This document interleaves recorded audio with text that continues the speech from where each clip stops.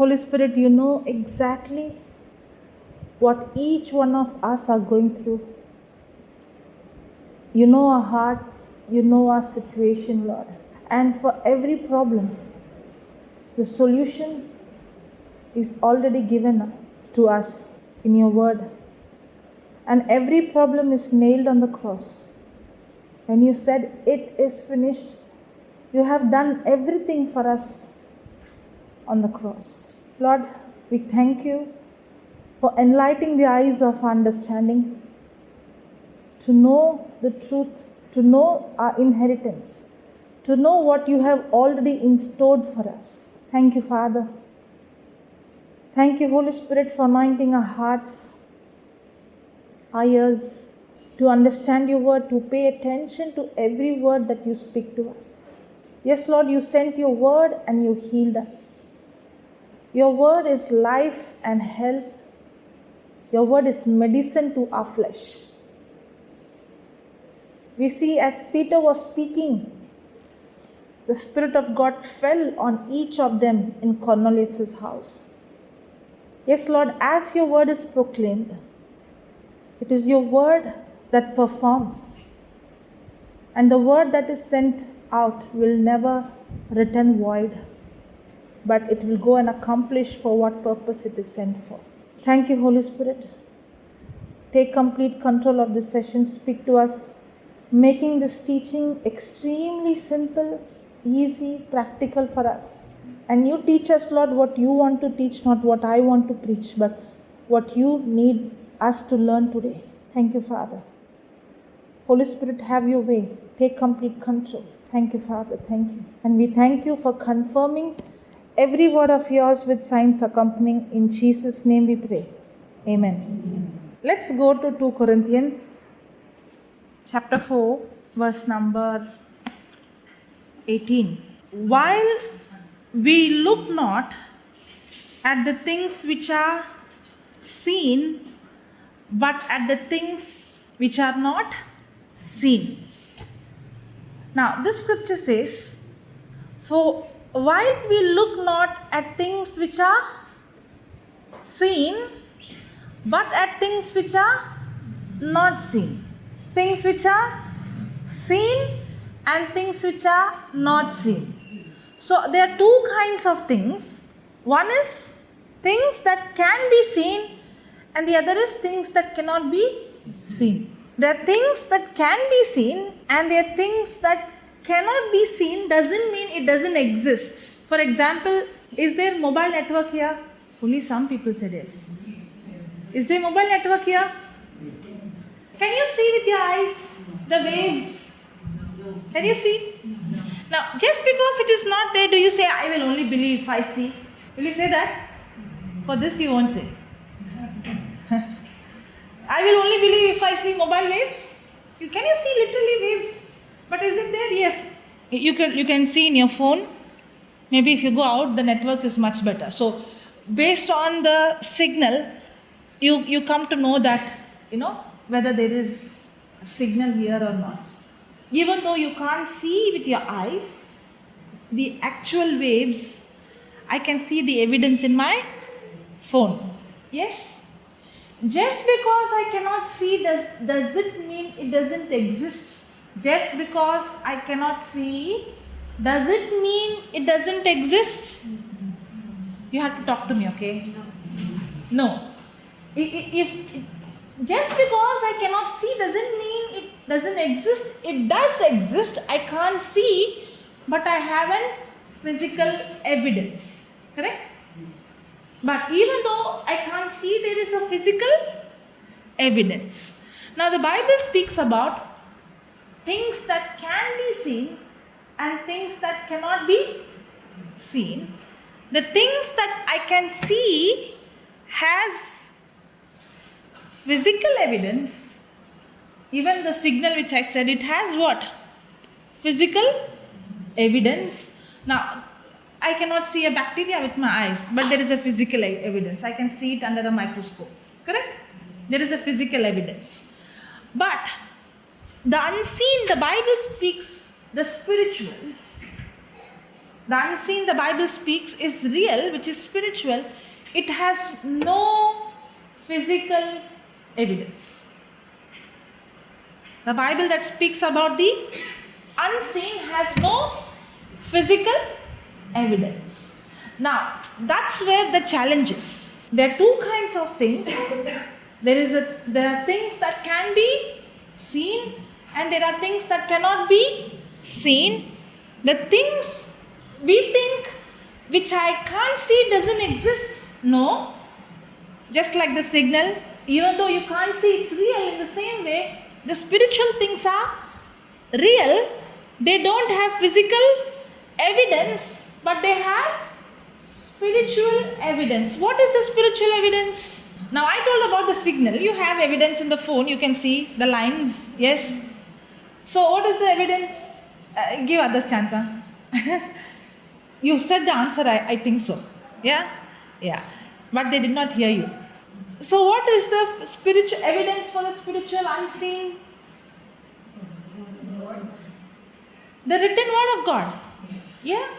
Now, many times when we read the Bible, we think nothing in this is happening in my life. Have you felt like that? That's why we think it's not practical, because it looks like I can't see any of these things manifesting in my life. I don't see these things happening in my life. And then we begin to question why I am not seeing these things happening. Because what is written here is the truth. It's the unseen. It's the evidence of things that cannot be seen.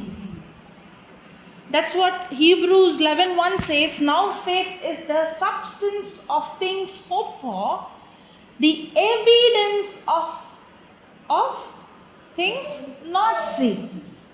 So when I say faith means I'm not just believing. People say blind faith. Actually, faith is not blind, faith sees. A person who is in faith can see. That's why Jesus said, you have eyes and you can't see. You have ears and you can't hear. Can't you understand? So a person who operates in faith can see. That's what we saw in 2 Corinthians 4:18. While we look at things. While we look. So a person in faith looks. A person in faith sees. But a person in faith sees not the seen things. A person in faith sees the unseen things. Another way to say, faith is the ability to see the unseen. Faith is the ability to see the unseen. So when I see the written word of God, the written word of God shows me the unseen for which I don't have physical evidence. So the only evidence I have is the written word of God. That's why the written word of God is like a mirror that shows me the unseen. Let me start with a question, okay? Now, there are three things. One is the truth, and the other is a fact, and the other one is a lie. Truth, fact, lie. I want you to explain, give me an answer one by one, okay? First, don't worry, it's not about whether you're going to give a right answer or wrong answer. We are going to learn, okay? Okay? Yeah? Okay, what is the truth? A truth is when you tell a real thing. Okay, so, excellent. Somebody answered, okay. So, I got an answer from him. Truth is something that is real. Okay. Then fact is something that is, okay, truth is something that is real. Any more answers? Truth is what you see and speak. Truth is according to him real. Truth is what you see and talk. Okay. Then when I see you, I feel like you are coming to say something. No. Okay. Truth is something that you assume to be real. Truth is something you assume to be real. Wow. I get such different answers, huh? Then, assume to be real, what you see and speak. The truth is something that is real. Then, Truth is an evidence of what? What is speak to him? Truth is an evidence of what you speak, you have. The written word of God is true.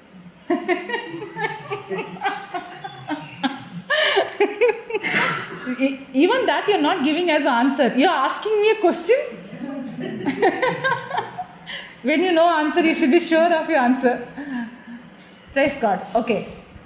You're right. Just now we read in 2 Corinthians 4:18. I'll read it for you again. While we look not at the things which are seen, but at the things which are not seen. For the things which are seen are temporary, but the things which are not seen are eternal.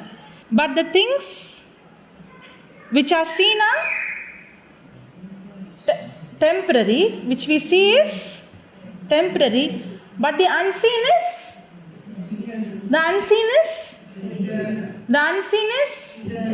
eternal means okay, seen and unseen, right? Now the Bible says that everything will destroy, everything will perish. Do you think what you see will last forever and ever? Physical things, they perish, correct? Yes or no? But the word of God is the truth which will never perish, but it is eternal. What is the truth? God's word is the truth. What is the truth? The truth is something that will never change. The truth is something that is eternal. Now think of all the definition you gave about truth. Actually, you gave an opposite. You are speaking about truth as reality, but that is actually something that is going to perish. Truth is eternal, not temporary. Truth is eternal. Truth is unchangeable. Truth is the word of God. Correct? Because everything will change, everything will pass away, but not His word. Okay, now let me come to the next question. I understood truth. You understood truth, correct? Okay. Now, tell me what is a fact.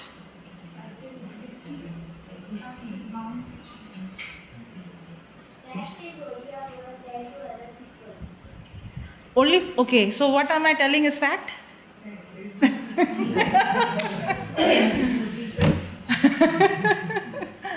You know, the first answer you all gave was fact. Fact is something that is real. But fact is subject to change. Anything I see, this is a fact. It's real. It's not fake. It's not lie. It's real. But is it going to be the same for 10,000 years? It's subject to change. The doctor's report is a fact. Sometimes we think the report can't change. No, that's a lie if you say the report can't change. It's a fact, and every fact is subject to change. Truth is eternal, fact is temporary.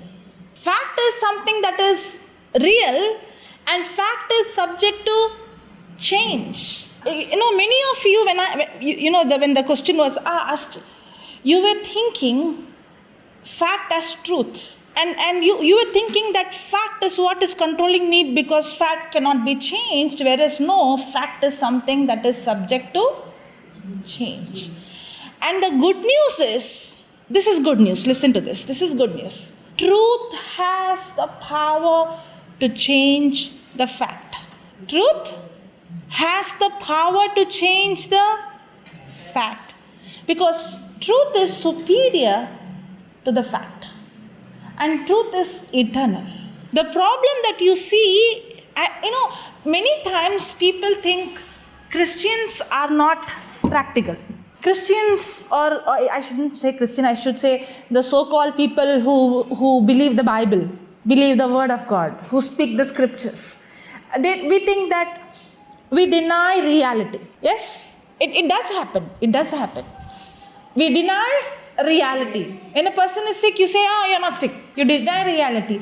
But actually, faith is not denying reality. Faith is not denying reality. Faith is when I understand that this sickness is only a fact, but I have the truth which is much powerful, and this truth has the power to change the fact. A person who is in faith is living in a much superior ability. Fact is something that is subject to change. But truth is something that is superior, and truth is the parent. From the unseen, the seen has come. Hebrews 11:3. Through faith we understand. How do we understand? Through our senses we understand physical things. Now, does the Bible say the just shall live by faith, not by sight? Does the scripture say that? The just, the one who is called just, shall live by faith, not by sight.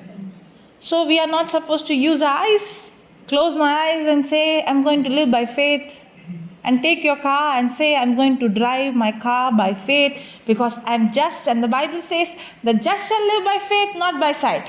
If we do that, we have not understood the difference between the truth, fact, and lies. Then what does the scripture mean? The scripture says that the just shall live by faith, not by sight, means it doesn't mean that we are not supposed to use our physical sight, but it does mean that our life should not be controlled or governed by what we see. We are supposed to use our eyes. If God doesn't want us to use our eyes, then why did He give eyes? If God doesn't want us to use our five senses, why did God give our five senses? God wants us to use our five senses. Yes, our human, natural, physical senses God gave us. We are not supposed to deny the reality. We are not supposed to deny the fact. We are supposed to use our senses, our eyes, our ears. God wants us to use our senses to live in this physical world. What if there is no sense of touch and accidentally you put your hand in the fire? What will happen? You will lose your hand forever. Correct? Thank God, God has given you the sense of touch that you can save your hand. So God wants us to, if you're driving, don't close your eyes and say, I'm going to drive by faith, okay? Please open your eyes, and you don't take one part of the example and say that I preach that if you have faith, you have to drive the car closing your eyes. I did not say that. God wants us to use our senses. Why? Because without our natural physical senses, we cannot see, touch, hear, or understand what? Physical, natural things. God wants us to use our five senses, our natural human senses, to see, hear, and understand, and to live in this physical world. But if we are going to only live by our natural senses, we are going to live an inferior life. If we are only going to live with our natural human senses, we are going to live an inferior life. If somebody comes and tells you, God told me today, you will look at that person weird. What? God spoke to you? Yes or no? If somebody says, God spoke to me, is it weird or not? No? Comment? Nobody wants to answer. Is it common when somebody says, God spoke to me, God told me this? It's weird. We see, how can God speak to someone? Correct? But God has created us to have intimacy with Him, to hear His voice every day, every moment, every second. That's why the Bible says, my sheep hears my voice. We are supposed to hear His voice. We are designed like that. Now, if we are only going to use our senses and live in this world, we are going to live an inferior life, because God gave us our physical human senses to live in this physical world, but there is also a spiritual world, the unseen world, which is more superior, and the superior unseen has the power to change the physical.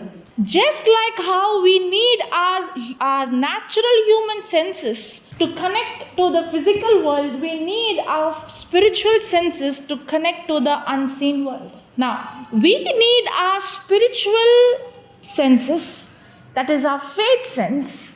Faith is the ability to see the unseen. Now faith is the substance of things hoped for, the evidence of things not seen.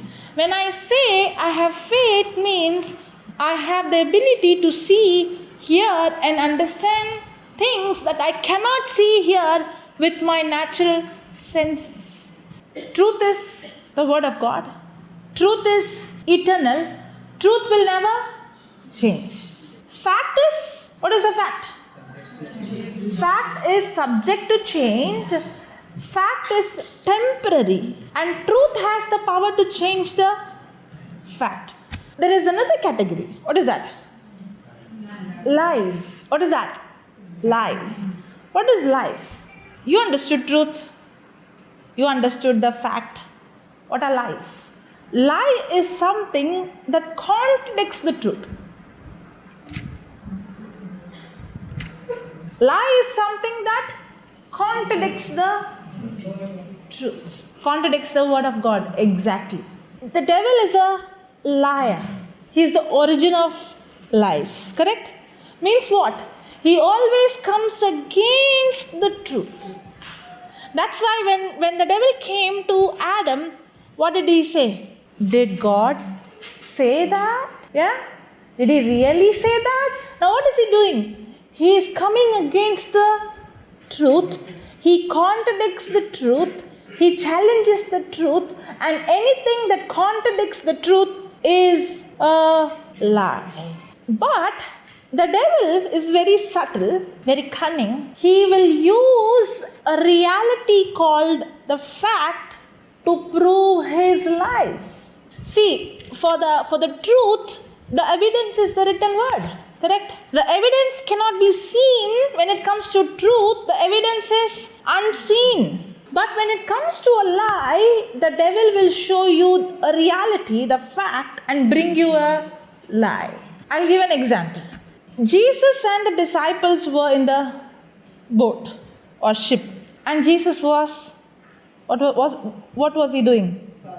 Fast asleep. And the Bible says, the boat was filled with water. I don't understand how he was sleeping in the swimming pool. But before that, Jesus said that we are going to the other side. Correct? We are going to go to the other side. Now when he was fast asleep, there was a storm and the water entered in. And everybody is, full of panic, fear, because they are actually sinking inside. But Jesus is in deep sleep in the sinking ship. What is the fact here? Okay, let me start from the start. What is the truth here? The truth is, Jesus said we are going to the other side. Yes. Whatever he spoke is the truth. The word of God is the truth. So the truth is that Jesus promised we are going to the other side of the shore. That's the truth. What is the fact? The fact was the wind, the storm, the water, the waves, the lightning, the thundering, all those things are what? Fact. What is a lie? You can't go the other side, you are going to die. A lie is something that contradicts the truth. And the devil, to prove you his lie, he will show you the fact. And what we do is, because the fact is something that can be seen, and fact is something that is real, we believe the lies. Now remember, the devil comes to what? Steal, kill, and destroy. The devil cannot steal, kill, and destroy without a lie. He has no access. The devil had no access on Adam and Eve. Did he have? No.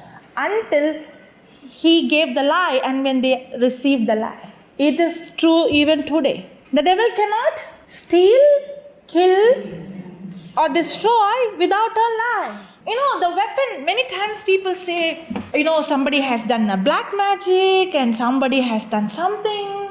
Yeah. And we become very scared. On that day somebody was sharing and telling me there was a person who went to pray over some demon-possessed person. So when he went to cast out the demon, he came back and he said, oh, that one was a very strong one. Because you believe that that demon is so strong, but the Bible says, even though you might be a weakest Christian, even though, you might be the least, the one who's in you is greater than the one who's in this world. No matter how big hierarchy the demon is powerless when compared to the power that is in you, the Creator who created the heavens and the earth. But the weapon of the enemy, of the devil, is what? Lies. He's a liar. He cannot steal, kill, or destroy without a lie.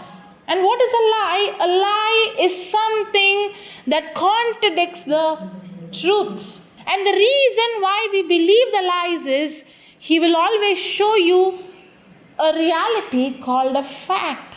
But the problem is, because we don't know the truth, we believe the lie. If we know the truth, when we see the fact, we even though we see the fact, we know the truth, which is more powerful, can change the fact. Now what happened to Jesus? Jesus also saw what? The storm. Jesus also saw the fact. The disciples also saw the fact. Both of them saw the fact. But the disciples who saw the fact, they were filled with fear. But when Jesus saw the fact, he was not filled with fear. When the disciples saw the fact, the moment they saw the fact, the devil came with a lie, putting pressure in their mind, saying, can you see what's happening? You are not going to go the other side. You're going to die. The moment they believed the lie, that very moment they opened the door for the devil to steal, kill, and destroy. And remember, the first thing is stealing. The devil steals. You know what does he steal? He steals the truth. He robs the word from your heart. That's why the Bible says, when the seeds fell on the pathway, the devil came quickly to steal the word. The word. The seed is the word. The devil came quickly to rob the word. So the devil is against what? The word. He is a thief, and he wants to steal what? The word in your heart. The word is the truth. And when the word is stolen from my heart, and when I believe the lie, now I have given a legal access. Now, the devil did not have legal access in Adam and Eve's life until they agreed the lie. In the same way, when the devil shows us the fact and come with the lie, that's when we open the door and give him legal access to destroy, to kill and destroy. I'll give you one more example. The doctor's report. Is it a lie or a fact? It's a fact. It's not a lie. It's a fact. You know what's a lie?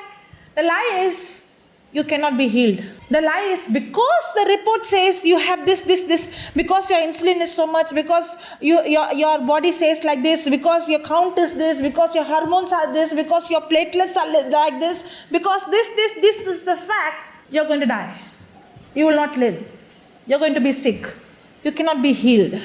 Because the scripture says by his wounds you were healed. And the fact shows you the symptom. And when the devil brings you a lie, he shows you the fact and tell you if this is what the fact is, if this is what is your pressure, if this is what is your cholesterol, if this is what is your insulin level, if this is what is the symptom, then you cannot be healed, you cannot be healthy. Sickness is something that is normal. People think, right, I'm getting old, I have to, people expect to fall sick.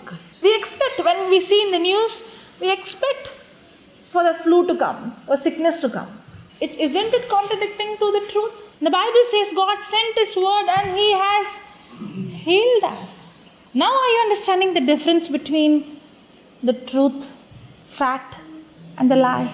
And lie is the weapon the devil uses. When the devil put the lie in, when the disciples went and woke Jesus, and they said, Jesus, don't you care for me? Don't you care for us? And when they woke Jesus, Jesus said like this, thank God you all woke me at least now. If you would have delayed for another 10 minutes, we all would have been drowned in the water. Very good, well done. Did he say that? I have heard people saying, when Jesus is in your boat, No matter what storm you go through, go and wake Jesus. You know what Jesus did? He rebuked them. What Jesus did? Did he appreciate them? God, you woke me in the midst of the storm. God, you woke me in the midst of, the wind and the disaster. God, you woke me because we were sinking. Did he say, you good job you did? Calling my name, waking me up. Did he say good job? Or did he rebuke? If he rebuked the disciples, at that time they didn't even receive the baptism of the holy fire. They didn't even receive the Holy Spirit. How much more if Jesus was here, flesh and blood, he would rebuke us every day. Did Jesus wanted the disciples to go and wake him, or Jesus wanted them to use the authority? And when Jesus saw the water, he was angry. You know why? He was angry because he was actually asking them in another way, who told you to allow this water inside? Now you might be thinking, did they allow the water inside? What will they do if there was a flood? What will they do if there was a storm? What will they do if the waves hit and the water come in? Yes or no? If you are in that condition. If you are in the midst of a storm, do you have control over the storm? If Jesus is here, no, he will rebuke you, faithless generation. How long will I be with you? Because the answer came, I cannot do anything with the storm. You know what you're saying? Because you accepted the lie. Just now you agreed with the lie. I don't know whether you're understanding what I'm saying. You just now agreed the lie. The moment you agreed the lie, you have already given access for the devil to kill and destroy. Now that's the problem with the mindset.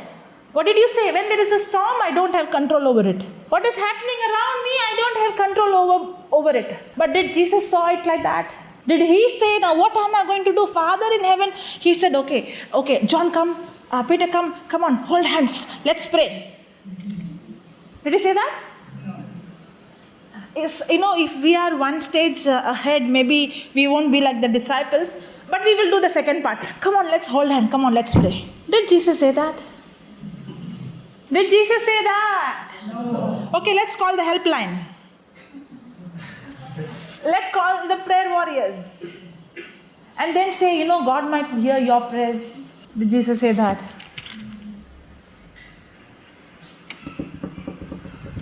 You know why? Because when Jesus saw, he knew that was a fact. But Jesus also saw something else superior than what he saw with his physical eyes. The difference between the disciples and Jesus was, the disciples only saw with their natural eyes, but Jesus saw with his natural eyes, but he also saw with his spiritual eyes. That's why 2 Corinthians 4:18, while we look not at things that are seen.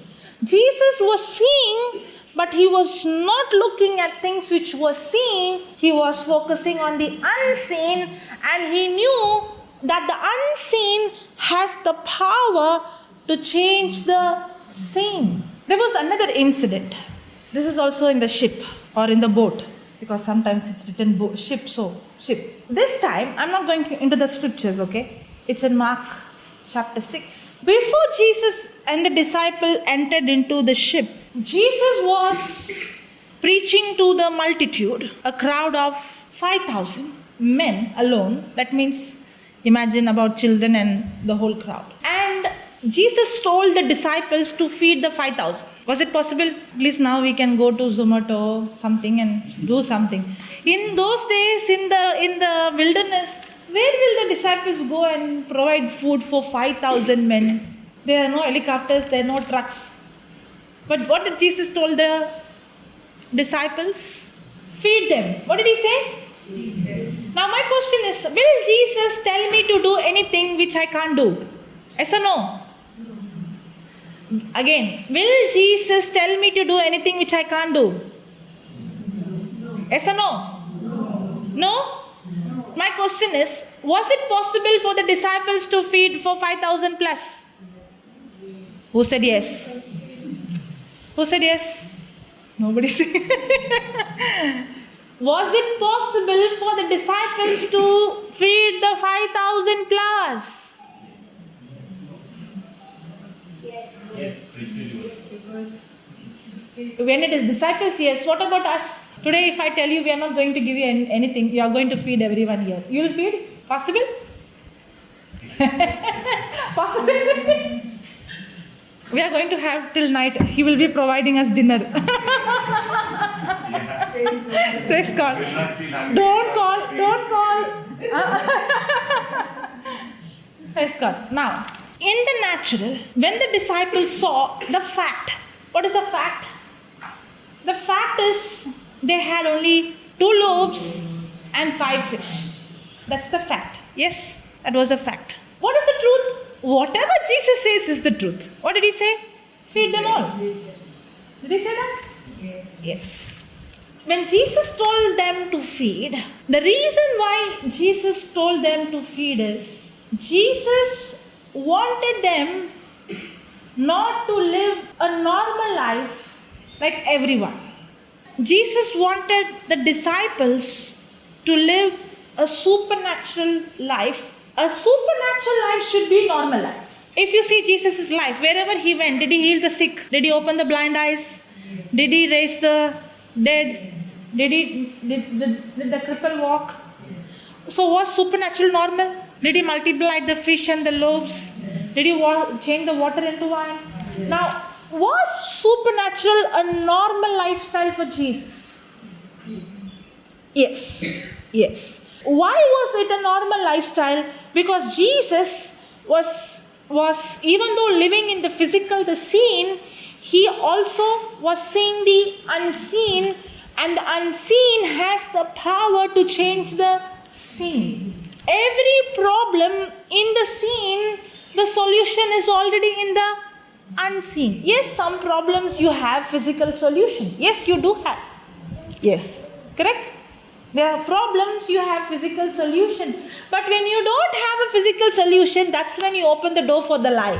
Now when the doctor say for this sickness there is no medicine. Okay? Now there is no solution. That means there is no solution for this problem. But every problem in the physical has already a solution in the spiritual. The solution is already given. That's the truth. So what was Jesus doing? He was always speaking the truth, saying the truth, and he was applying the truth to change the fact. And he wanted the disciples also to live a life like Jesus. A person who understands the truth knows that he no need to allow the physical to control him, but God wants us to have control over the... Now when God created man in Genesis 1:26, what did he say? He said, let us make man in our own image and in our own likeness, and let them have dominion. And after one verse down we go, he says, let man have dominion, let him subdue, let him replenish, let him multiply. Did he say that? So God wants man to replenish, to have dominion, to subdue the world. God wanted man to control the world. So that was God's original plan. God's original plan was, God created man and God created the creation, and he told man, you have authority over the creation. You subdue it. You bring it under your control. You rule over it. Did he say that? Did he say that? Yes. And did God give man the power to rule over it? But are we ruling over the creation, or the creation is ruling over us? Are we controlling what is happening around us, or what is happening around us is controlling us? Nobody wants to answer now. This is smart way. Don't say anything. Don't say yes. Don't say. Is the situation, the economy, the sickness, what is happening around? When you see the news, nowadays people say, oh, I think end times are coming. Oh, days are going to be very bad. Oh, there is going to be more sickness. Now what is happening? Thank God, Jesus is coming soon. Praise the Lord. Huh? Or fear is coming. They all are different. Is the situation controlling us? Is there fear of future? Is there insecurity? Why? Because anything that happens outside, I don't have control. Correct? But if we understand, that's why Jesus was training the disciple. Even though it looks like you are in a situation where you are in lack, there's so many people and you have no food to It might look like you have only 5 loaves and 2 fish, but Jesus wanted them to live a normal life. And what's a normal life? Living supernatural. What is abnormal life? Not living supernatural. You know what is abnormality?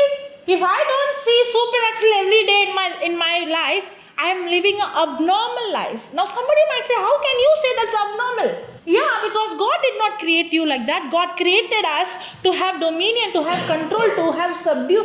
What did Jesus do? He had control over the sea. He had control over the storm. He multiplied the fish and the loaves. He was having control over, he was having dominion over the creation. That's how God created man. That's how, only if we live like that, we are normal. If we don't live like that, we are abnormal. And because we are abnormal, we are living abnormal, we are opening door for sickness, fear, worry, insecurity, all those things. That is abnormality. Sickness is abnormality, it is not normal. Worry is abnormality, it's not normal. Unforgiveness is abnormality. God is love. God did not create us to be in bitterness. That is abnormality. Your brain and our brain and our body is created for love, to receive love and to give love. But when it is full of offense and anger and strife, I'm abnormal. What I'm doing? You know, this mobile phone, it comes with the manual. And in the manual it says you can't throw it in the water. You should keep it away from water, yeah? Or extreme heat. Yes or no? If I throw it in the water and I want to clean it, what will happen? That's not how it is designed. In the same way, Creator has not designed me to live in fear. Creator has not designed me to live in unforgiveness. That is abnormal. It's equal to throwing this mobile in the water. What happens if you take a knife and cut? You're hurting yourself. That's exactly what we do when we live in fear, when we live in anxiety, when we live in worry, when we live in bitterness, when we live in unforgiveness. We are destroying our own self. That is abnormality. That is not normal. So when Jesus said, feed the multitude, it would have sounded like weird. But that is normal. That's how Jesus wanted them to live. A supernatural life. Now, was Jesus teaching them? Yes. Now, what was the fact? The fact was no fish. Only 2 fish and 5 loaves. But the truth is, feed everyone.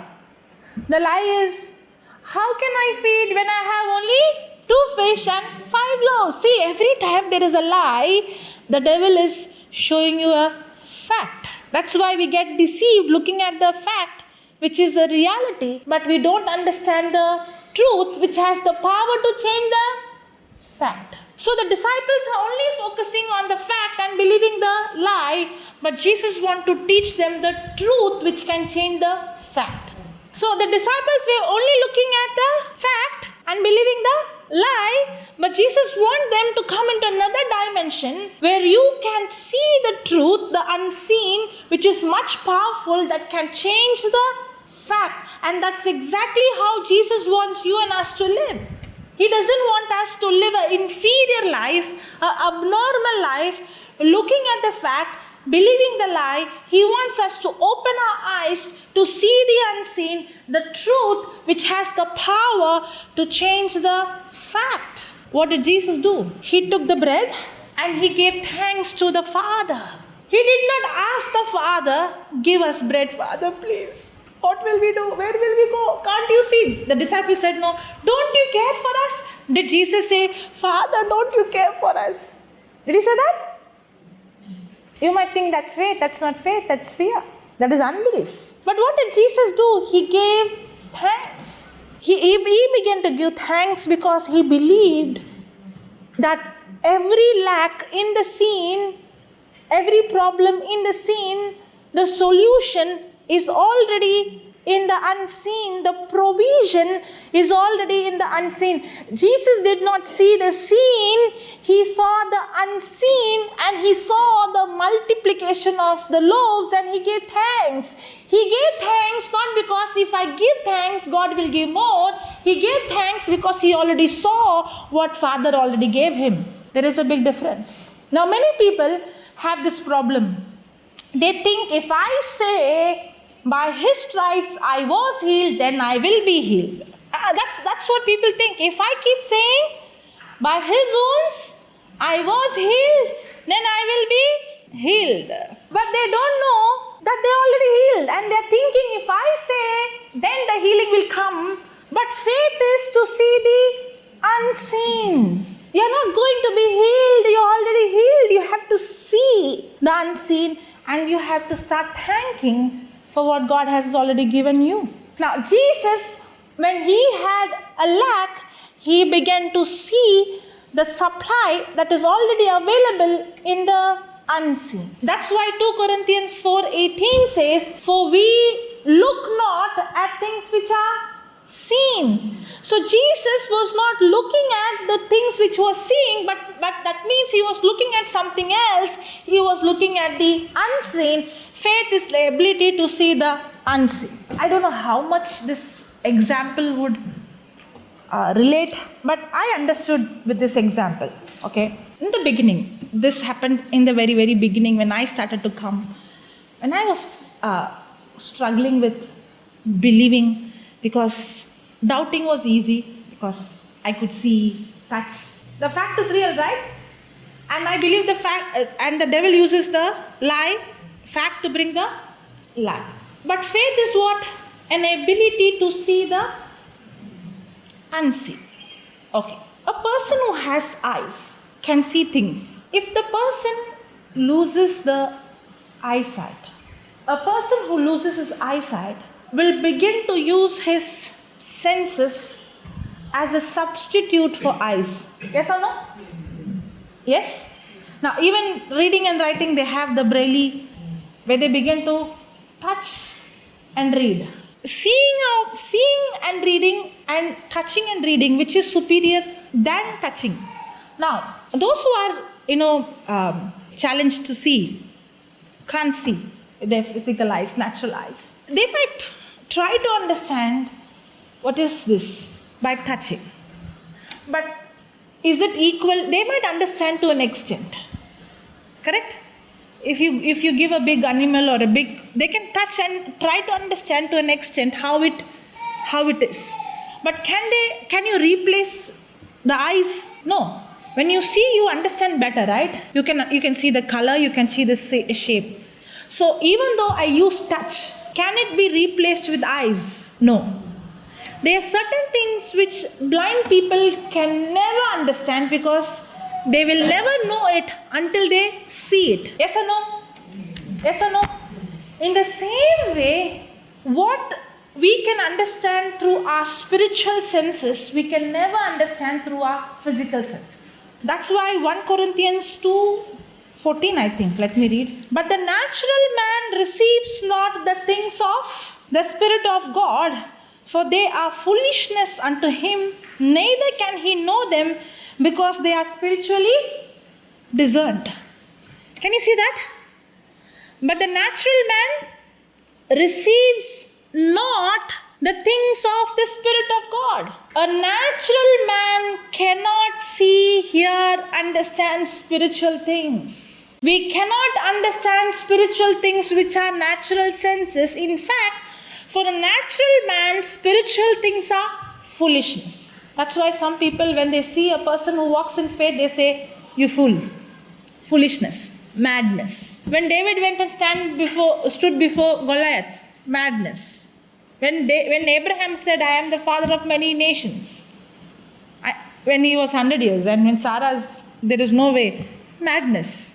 Correct? When you said, I am healed, people who saw your report said, madness. Correct? Possible? Yes, a logical person will say, come on, come out of all these things, be real. Correct? But actually you are more real than them, because they're using only their senses to see the facts, but there is another sense that God has given us to see the unseen, which is more superior and which is more powerful to change the fact. And the Bible says that a natural man cannot understand spiritual things, and for a natural man, spiritual things are foolishness. Why is it foolishness? I'll tell you what is the problem. The eye example. This eyes is given for me to see. I cannot substitute with touch. If I substitute, I'm living a lower life than what God gave me. Correct? I cannot know everything the way I can see. Correct? Till here you understood? Yes? No? Yes. Okay. The way you nodded like this, I'm like, no. Or yes, what you're saying. Okay.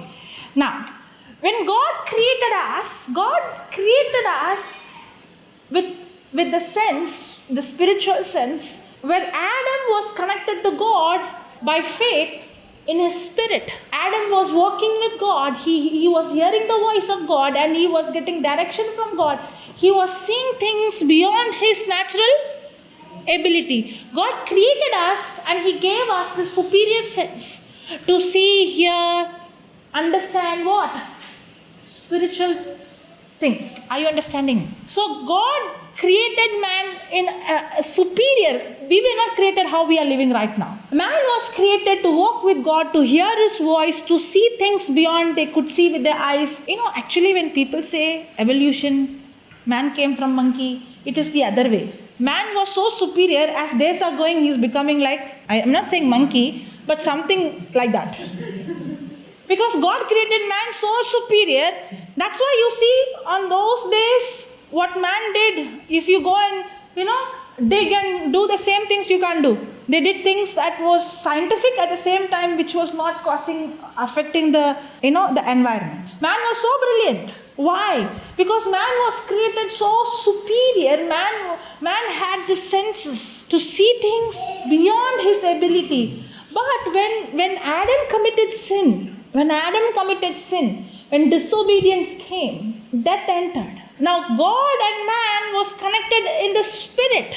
Man was connected to God in his spirit. And man had the ability to see, hear and understand things beyond his natural ability. But when sin entered, death entered, and there came a disconnection. Now man, instead of being governed by the spirit, his spirit which was connected to God's spirit, which was supposed to govern his life, now man, instead of allowing his spirit to control his life, is allowing his senses to control his life.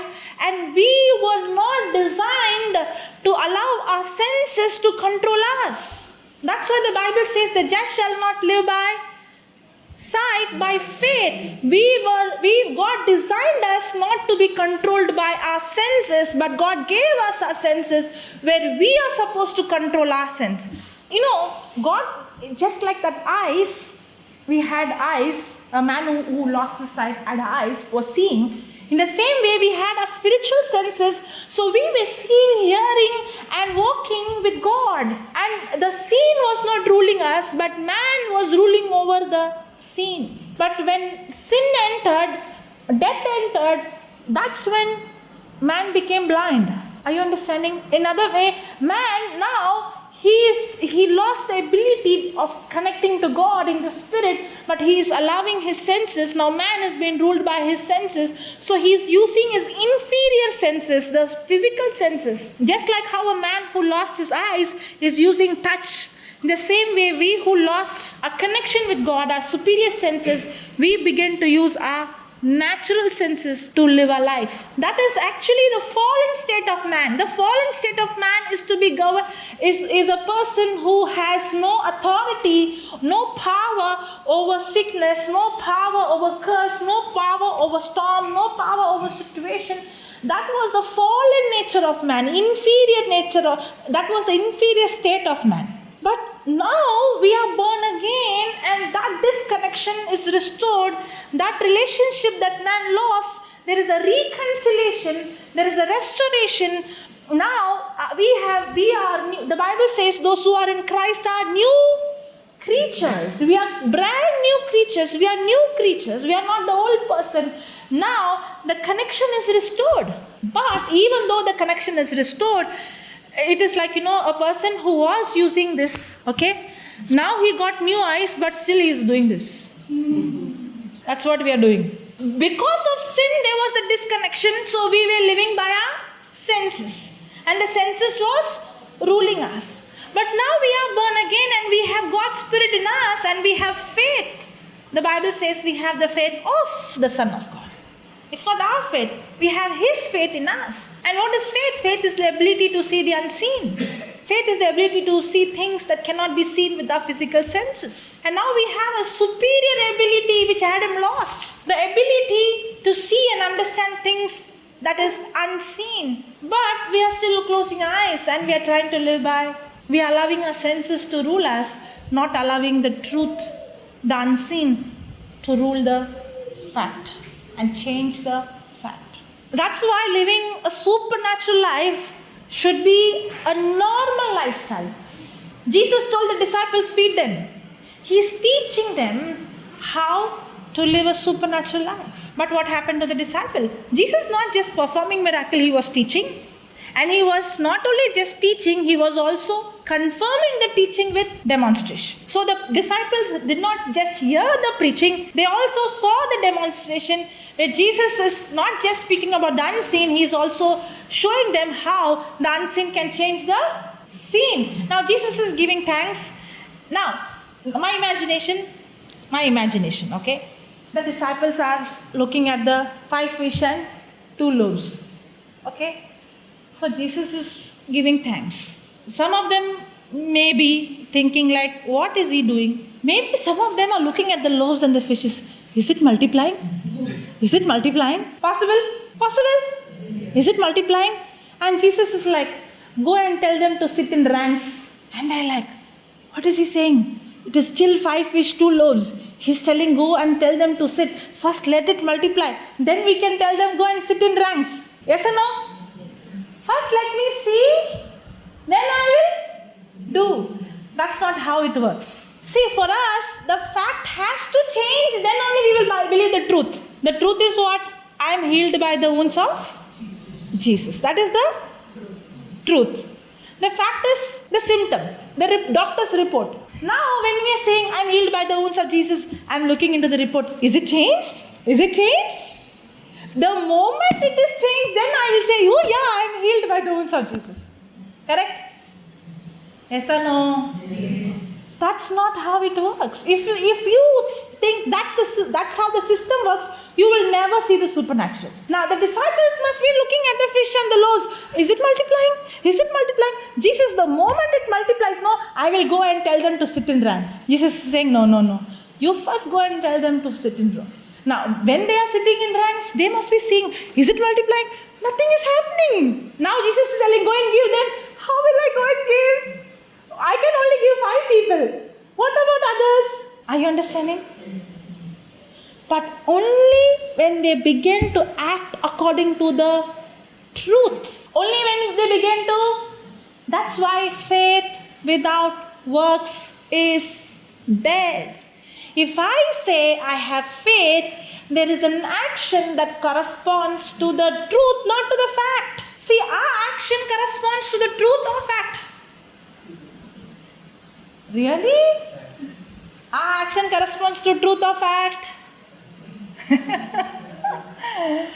What if the disciples must be sitting, the moment the fish and the loaves multiply, we will start distributing. They would have been sitting there and they must be questioning, Lord, this did not work. I tried it. I thought it will multiply. But it did not. I believed in my heart. I confessed with my mouth. But nothing happened, Lord. It did not multiply yet. How will I go and give if it is not multiplied? First let it multiply, then I will go and give. No. Faith should always back up with action. The multiplication did not take place when Jesus told them to sit. The multiplication did not take place when Jesus thanked the Father. The multiplication took place when they began to act and start giving. There is a problem. That is what? The fact. And there is a solution. That is the truth. There is a problem. That is a fact. I am not saying that is lie. I am saying that's real. But the lie is contradicting to the truth. There is a problem. That's a fact. There is a truth. Are you going to act according to the fact, or are you going to act according to the truth? So when the doctor report says you have so and so sickness, will you start dancing? Singing? You know, there are 2 things, don't forget, okay? One is responding and the other is reacting. Responding is when I act according to the truth. Reacting is when I act according to the fact. In the previous example, when Jesus was sleeping on the boat, we think God has to decide whether the storm is going to kill them or the storm is going to become a supernatural incident. a miracle. Yes? God chose at that time to still the storm, so it became calm. Today, God has to choose whether the storm is going to be still or we are going to sink. Yes or no? Do we think God is responsible for the end result? Do we think God is the one who decides whether the problem is going to be supernatural result or it's going to be disaster? Do we think God is in control? How many of you believe God is in control of all the situation in your life? Raise your hand. There is one person who raised the hand. Not inside, outside. So God is in control of all your situation? Is that answer right? Okay, how many of you are saying God is not in control of your situation? Raise your hand. What about the others? This is cheating. How many of you believe God is in control of your situation? Raise your hand. God is in control of your situation. Raise your hand. Fully raise your hand. God is not in control of your situation. God is not in control of your situation. I wonder how you all were in the school when the teacher asked you all questions. Any school teachers here? Any school teachers here? Even if they are, I think they won't tell me. Any school teachers here? Please, Lord, make them talk to me. How many of you believe God is in control of your situation? God is in control of your situation. Yes or no? Yes. Then why are you not raising your hand? Raise your hand. Huh? I raised before. So only once you will raise? Okay. How many of you believe God is not in control of your situation? What about you? You did not raise hand for both. You only don't turn back. Oh, I did not see your hand. Okay. You raised for second or the first? Good. God is not in control of your situation. Your answer is wrong. Every time you face a problem, the end result can be disaster or it can be supernatural. Correct? Every time we face a problem, the result can be disaster or supernatural. And we think God is the one who chooses whether it's going to be a disaster or it's going to be miraculous. So we think God is in control of the situation because He decides whether it's going to be a glorious ending or it's going to be a disaster ending. Yes or no? That's where we go wrong. Now, the disciples, in the boat, they were thinking Jesus has to decide whether we are going to die or we are going to be alive. The disciples were thinking Jesus has to decide we are going to be hungry or we are going to eat food. But what did Jesus say? He said, those who believe me will do the same works I did and even greater works than me. Never forget this, okay? Whenever you face a problem, whenever you face a situation, you should ask these two questions. Am I reacting or am I responding? Reacting is to act according to the fact. Responding is to act according to the truth. Responding is to act according to the truth. If I act according to the truth, the end result is for sure supernatural. My response or reaction to a situation determines the end result, not God. My reaction or response to a situation decides the end result, not God. If I act according to the fact, then the result is going to be disaster. If I am going to act according to the truth, the result is going to be supernatural. The woman with the issue of blood. If she acted according to the doctor's report, she would have been only lying down in the bed. She would have never got up. She would have never gone to the hospital, to Jesus where He was. She would have never exercised the faith. She would have died there. Maybe she must be telling, if I touch her, I will be healed. But sitting in the bed, lying down on the bed, she would have been dead. Yes or no? She had to act according to the word she heard. Faith comes by hearing and hearing by the word of God. She had to act according to the truth she heard. So reacting means acting according to the situation. Now the disciples were acting according to the situation. The same incident in Mark 6, is also in John 6. Jesus told them to feed, When Jesus told them to feed, you know what Philip did? He put his hand inside the pocket and he checked how much money I had. Do we do that? You know what Philip was trying? He was trying to find a solution in the natural. What was Philip doing? He was acting according to the situation. But what Jesus did, he acted according to the truth. Whenever you say, I have faith, there is an action required. When God told King Josephat, this battle is not yours, this battle is mine. So King Josephat told the soldiers, come on, this battle is God's, not ours, so let's all go and sleep. Did he say that? All pack your things and go home. God is going to fight the battle, so you have nothing to do. Did he say that? Did he say that? Was there an action required? Was there an action from Josephat's side? You know what did Josephat do? Instead of telling the soldiers to bring the weapon, he told the musicians to bring their instruments. And he made the people in the first row to take their musical instruments. It is very easy for Josephat to say, but to stand in the first row, imagine when you walk into the battlefield, 3 countries are going to come. You're not going to sit here. You have to walk and march and go into the field, and 3 enemies are coming with their weapon, and you are going with your guitar. Now, did it sound funny? When Jesus told them to go and make them sit in ranks, it sounded funny.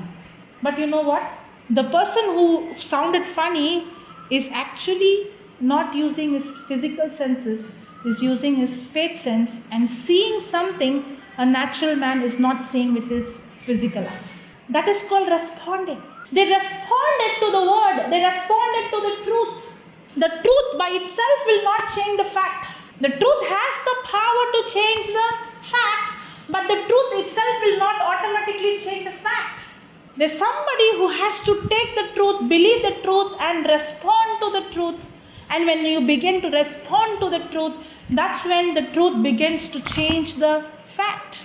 If you're only going to say, by the wounds of Jesus I am healed, by the wounds of Jesus I am healed. Okay, get up from your bed. No, I can't get up. The doctor said I'm not supposed to move. So you're saying, I have heard this always. Do you believe Jesus will heal? Jesus has healed you? Do you believe the scripture? Then they'll say, yeah, I tried it. I'm like, what? Yeah, I tried what you said, but it did not work. The problem is you tried. You're not supposed to try. You're supposed to believe. I'm not supposed to try and see whether it works. It doesn't work like that. I have to believe. I have to act I have to respond to what the truth says. The woman with the issue of blood was not saying, I am sleeping there. She responded. How can a woman who has 12 years of bleeding, there is no way that she can get up, but she got up.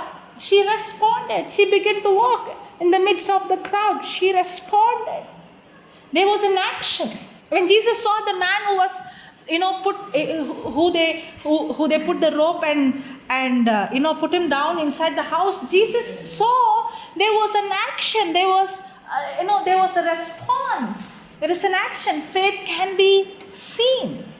And what is an action? The action is to act according to what the word of God says. What was King Josephat and those soldiers were doing? They were singing. For the Lord is good and His love and mercy endures forever. They were singing and they were playing. They were responding. They were not reacting. They were not sleeping. They were responding. They were acting according to what the word said. And the key was they were giving thanks. That's the key. Faith has 2 evidence, peace and joy. They were in peace. They were filled with joy. They were praising. They were thanking. They were not begging and crying. When the disciples went and when they were begging and crying, it irritated Jesus. He rebuked them. If you think your begging would please Him, it irritates Him. He is rebuking you. He doesn't want you to beg. He wants us to respond. He wants us to act according to the written word. What happened? When Josephat and his nation went, the enemy, they fought among themselves and they were all dead. They were paralyzed. We will play music when, after the enemy is destroyed, then we will take the instrument and start playing and singing. Correct? That's not how it works. If the doctor's report gives everything is healed, and then they will say, wow, praise the Lord, I'm healed. Why can't you do the same when the doctor gave a negative result? Praise the Lord, hallelujah, I am healed. Why? When the report is negative, when you see the things fact and the devil brings a lie telling that you cannot be healed, that's the time you have to respond. That's the time you begin to dance. That's the time you begin to thank. Jesus always responded by thanksgiving. And when I begin to give thanks and when I begin to see the unseen, now I'm not seeing the seen, I'm seeing the unseen, and I'm drawing things from the unseen, and now I'm allowing the truth to change the fact. If you say I'm healed, but you don't want to move your leg, the man, Peter and John. Let's go there. It's in Acts 3. Now Peter and John went up together into the temple at the hour of prayer, being the 9th hour, and a certain man lame from his mother's womb was carried. Now, was he lame from his mother's womb? Half of them slept, I think. Was he lame from his mother's womb? Yes. Has he any practice of walking? Usually when children walk, the day they're born, they begin to walk? No, right? There is a process. Yes.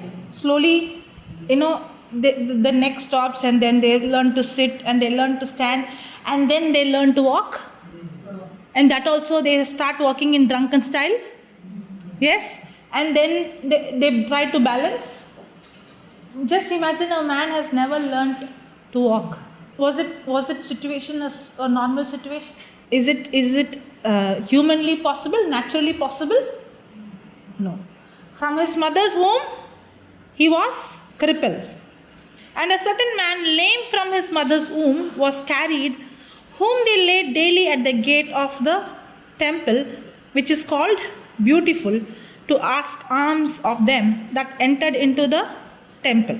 Who, seeing Peter and John about to go into the temple, asked an alms, and Peter, fastening his eyes upon him with John, said, "Look on us." Now pay attention. And he gave heed unto them, expecting to receive something of them. There was an expectation. Expectation is the breeding ground for miracle. So the man had an expectation, and he gave heed unto them, expecting to receive something of them.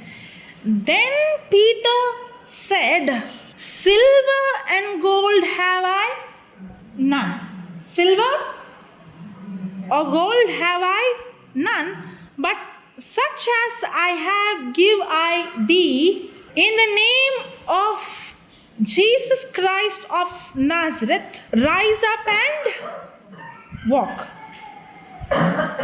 Immediately the man began to walk. Correct? My questions are tricky. Pay attention. Then Peter said, "Silver and gold have I none, but such as I have give I thee, in the name of Jesus Christ of Nazareth, rise up and walk." And instantly the crippled man got up and he began to walk. He did not walk? He did not walk? Okay, this is a good example for us to understand reacting and responding. Okay, now listen to this. When Peter and John said, which verse is that? 6th verse. Okay, when Peter and John said, then Peter said, "Silver and gold have I none, but as I have give I thee, in the name of Jesus Christ of Nazareth, rise up and walk." Now, did Peter and John say, "Rise up and walk"? This is better. I feel like I'm very far from it. Okay. Did he say, "Rise up and walk"? Yes. Did he say that? Yes. Did he say that? Yes. When he said, "Rise up and walk," did anything happen? No. Did the crippled man get up from his seat and begin to walk? No. Now, this is how faith works. This is the key. Peter said, "Rise up and walk," but nothing happened in the physical.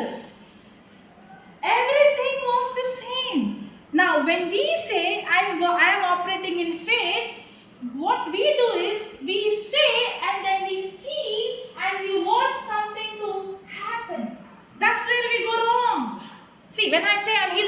Jesus, immediately I check, is it God? Do we do that? Sometimes not after saying, while saying only, I am healed by, is it going? The mind is where, is it going or not going?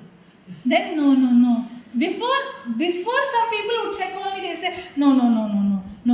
Why it can't go? When Peter said, rise up and walk, nothing happened. The crippled man was the same crippled man. He was still crippled and he was sitting there. He did not jump, he did not run. You read properly your Bible. Nothing happened in the natural. Everything looked the same. But there was an action from Peter's side, and there was a response from Peter's side, and there was a response from the crippled man's side. Remember, my response is what is going to, my response or my reaction to a situation is what going to decide the end result. That's why when we call people, we tell them run. They don't run. You know why? For them, the pain has to go, then I run. They have not understood the system.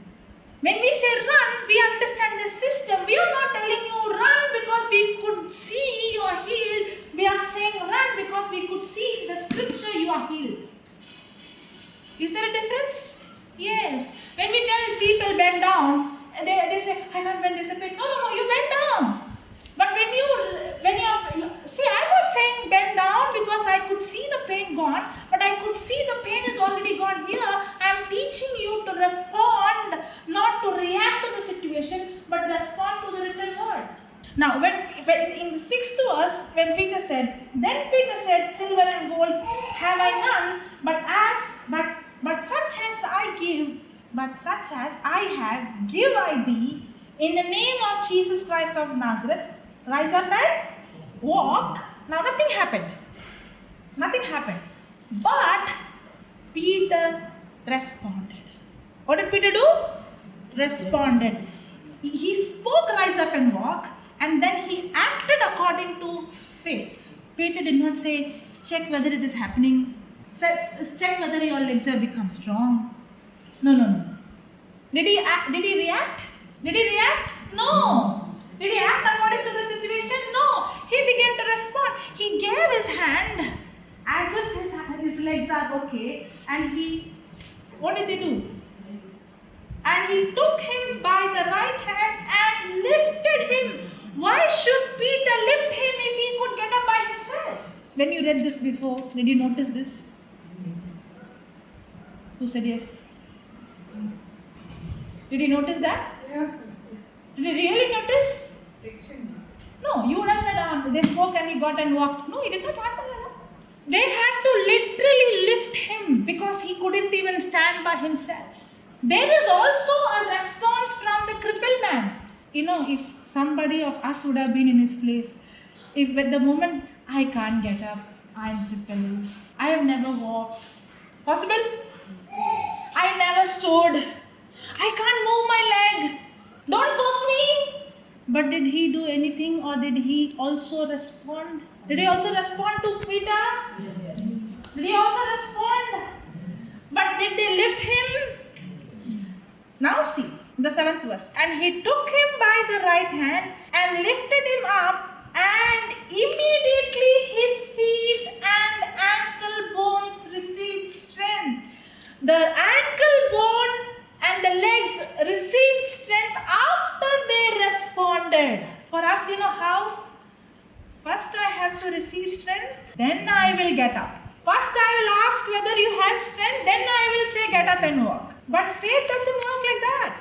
When I am in faith, I have to act according to the truth, not according to the fact.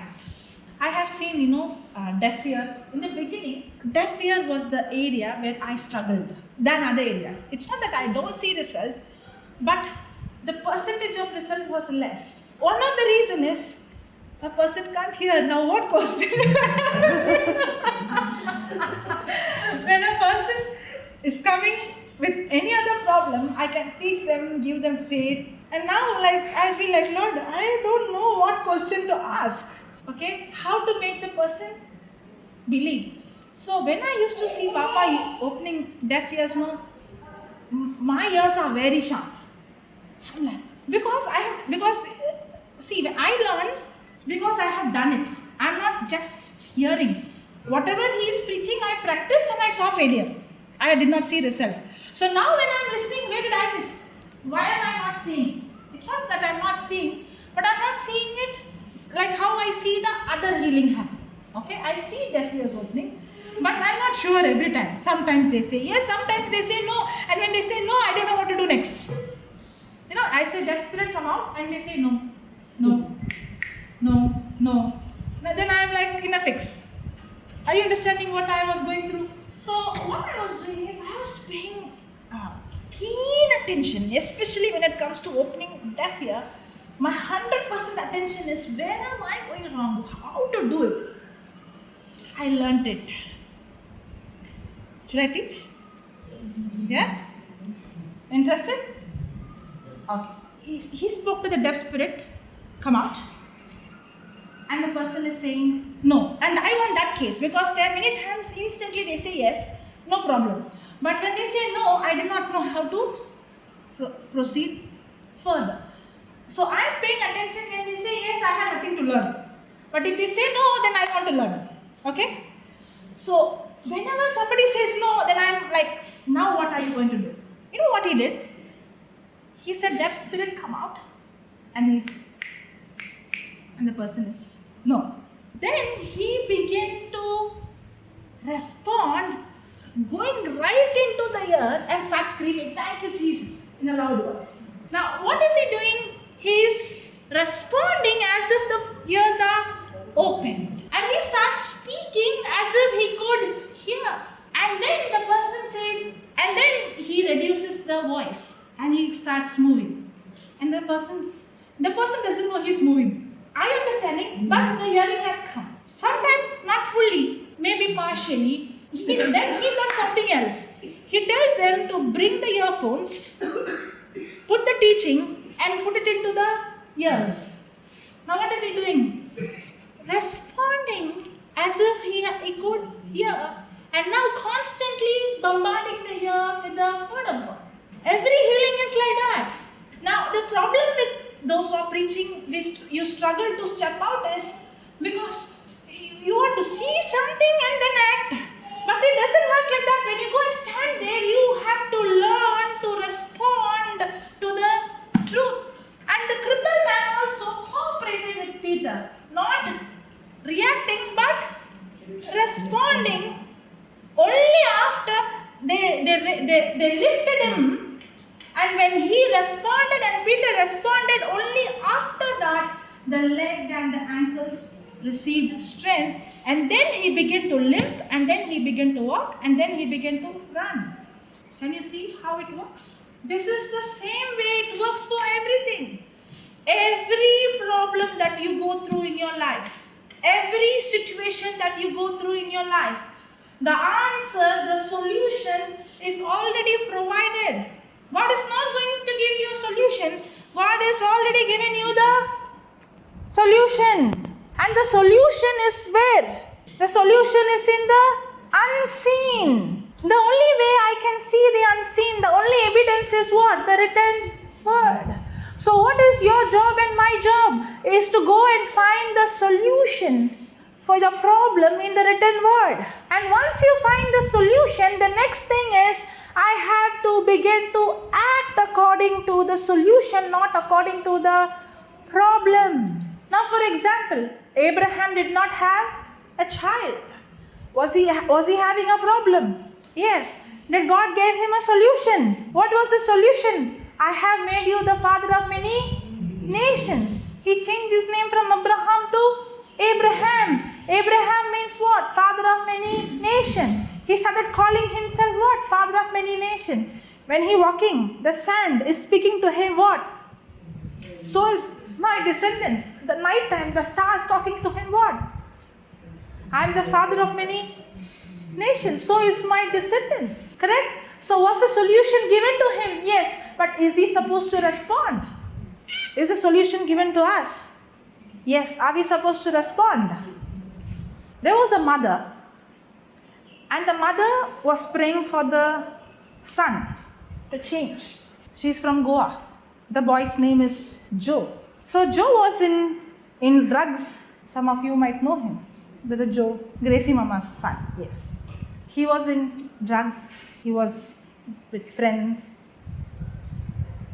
There used to be fights at home. And the mother used to get calls after calls saying, we saw your son here, we saw your son there. He has nothing to do with Jesus. And Gracie Mama used to pray every day. But her prayer was how? Like the disciples, Jesus, don't you care for me? Can't you see me? What I'm going through? And she did all the prayer. Apart from that, these are the words she told me, okay? She used to say, I used to always see, try to see, where is he going, tracking, where is he, who's he messaging, who's he calling, who's coming. Mothers all the time having a track on the children, where they are, what they're doing, who's calling, where they're going, who's talking. Yeah, see all the mothers. When she understood the truth, she made a decision. I'm going to not react, but I'm going to respond. I'm going to speak the word by faith, and the word is going to perform on my behalf. These are the words from her mouth. She said this. The word, I'm going to believe and speak the word, and the word is going to perform on my behalf. All these days I was performing, another way, reacting, not responding, performing, reacting, and the situation was getting more and more worse. But now she, instead of reacting, she began to respond, and now she began to speak. She stopped tracking the mobile, checking the phone, and she started to speak that Joe is a man of God, Joe is blessed, Joe is anointed, Joe is preaching the gospel. She started to speak the word of God. Joe is the body of Christ. Satan has no power over him. The Spirit of the Lord Jesus upon Joe. God himself has anointed him to preach the gospel to the poor. So she began to speak what? Not only speaking, she was responding. She was responding means she began to act, and she began to treat him as a man of God. In no time, Joe goes for a retreat. He himself doesn't know why he agreed, but he goes and he gets touched. He was slain in the spirit. He gave his life. Not only he and his whole friends, the whole gang gave their life to Christ. Today he's married, he has 2 daughters, and he is actually preaching the Bible every week. And in a country, not even in a Christian country or in a place, he is preaching the word where you are not supposed to preach, He is preaching, teaching the word. And even today, when he speaks, you could see tears coming out. And the testimonies in the YouTube, if you put JCILM, Joe and Salvita, you can see the video. The husband, the wife, and the children, they come and share. And as Joe is speaking, you could see tears coming out of Joe's eyes. You could see the love of God. Even though it is many years since he got touched, the way he spoke as if today he encountered Christ. But what about his mother? How she was praying. She was reacting and opening the door for the devil. Every time speaking fear, not knowing that fear is what is opening door for the devil. But when she changed her focus from the scene, from the fact, because the devil was using the fact, bringing a lie. But what did she do? Instead of allowing the fact to believe the lie, she took the truth and she began to speak the truth. And she said, I have to believe and speak the word, and the word performs on my behalf. The system works in everything the same. You can see your children and say they are good for nothing, they don't listen, they are not obedient, then you are reacting. When you react, the result is what? Disaster. But in another way, you can respond. You can start speaking exactly opposite what you see. Start speaking faith. I have seen, okay, praise God. Last week, I was in Sri Lanka, and I met this girl. She's of my age. She was working in a bank. She was in a very high position. She was getting a big salary. But deep in her heart, she felt like this is not what God has called me to do. So a friend comes and tells her, speaks to her, and she tells her friend, if God would, I'm waiting for God to tell me stop working. And then her friend tells her, God will not come and tell you. God sent me to tell you, stop your job. And then she invites her to a place where they teach the special children, okay? And she goes to that place and she sees the special children, how they train, how they teach. And she started a special school. Now, in this school, it's not only special children, especially autism, ADHD, learning disability, all those. Not only that, even the children of normal play school, the parents come and put here because it's a play. They play and learn things. Okay, so it's not only for special children. All the children come there. It is a kind.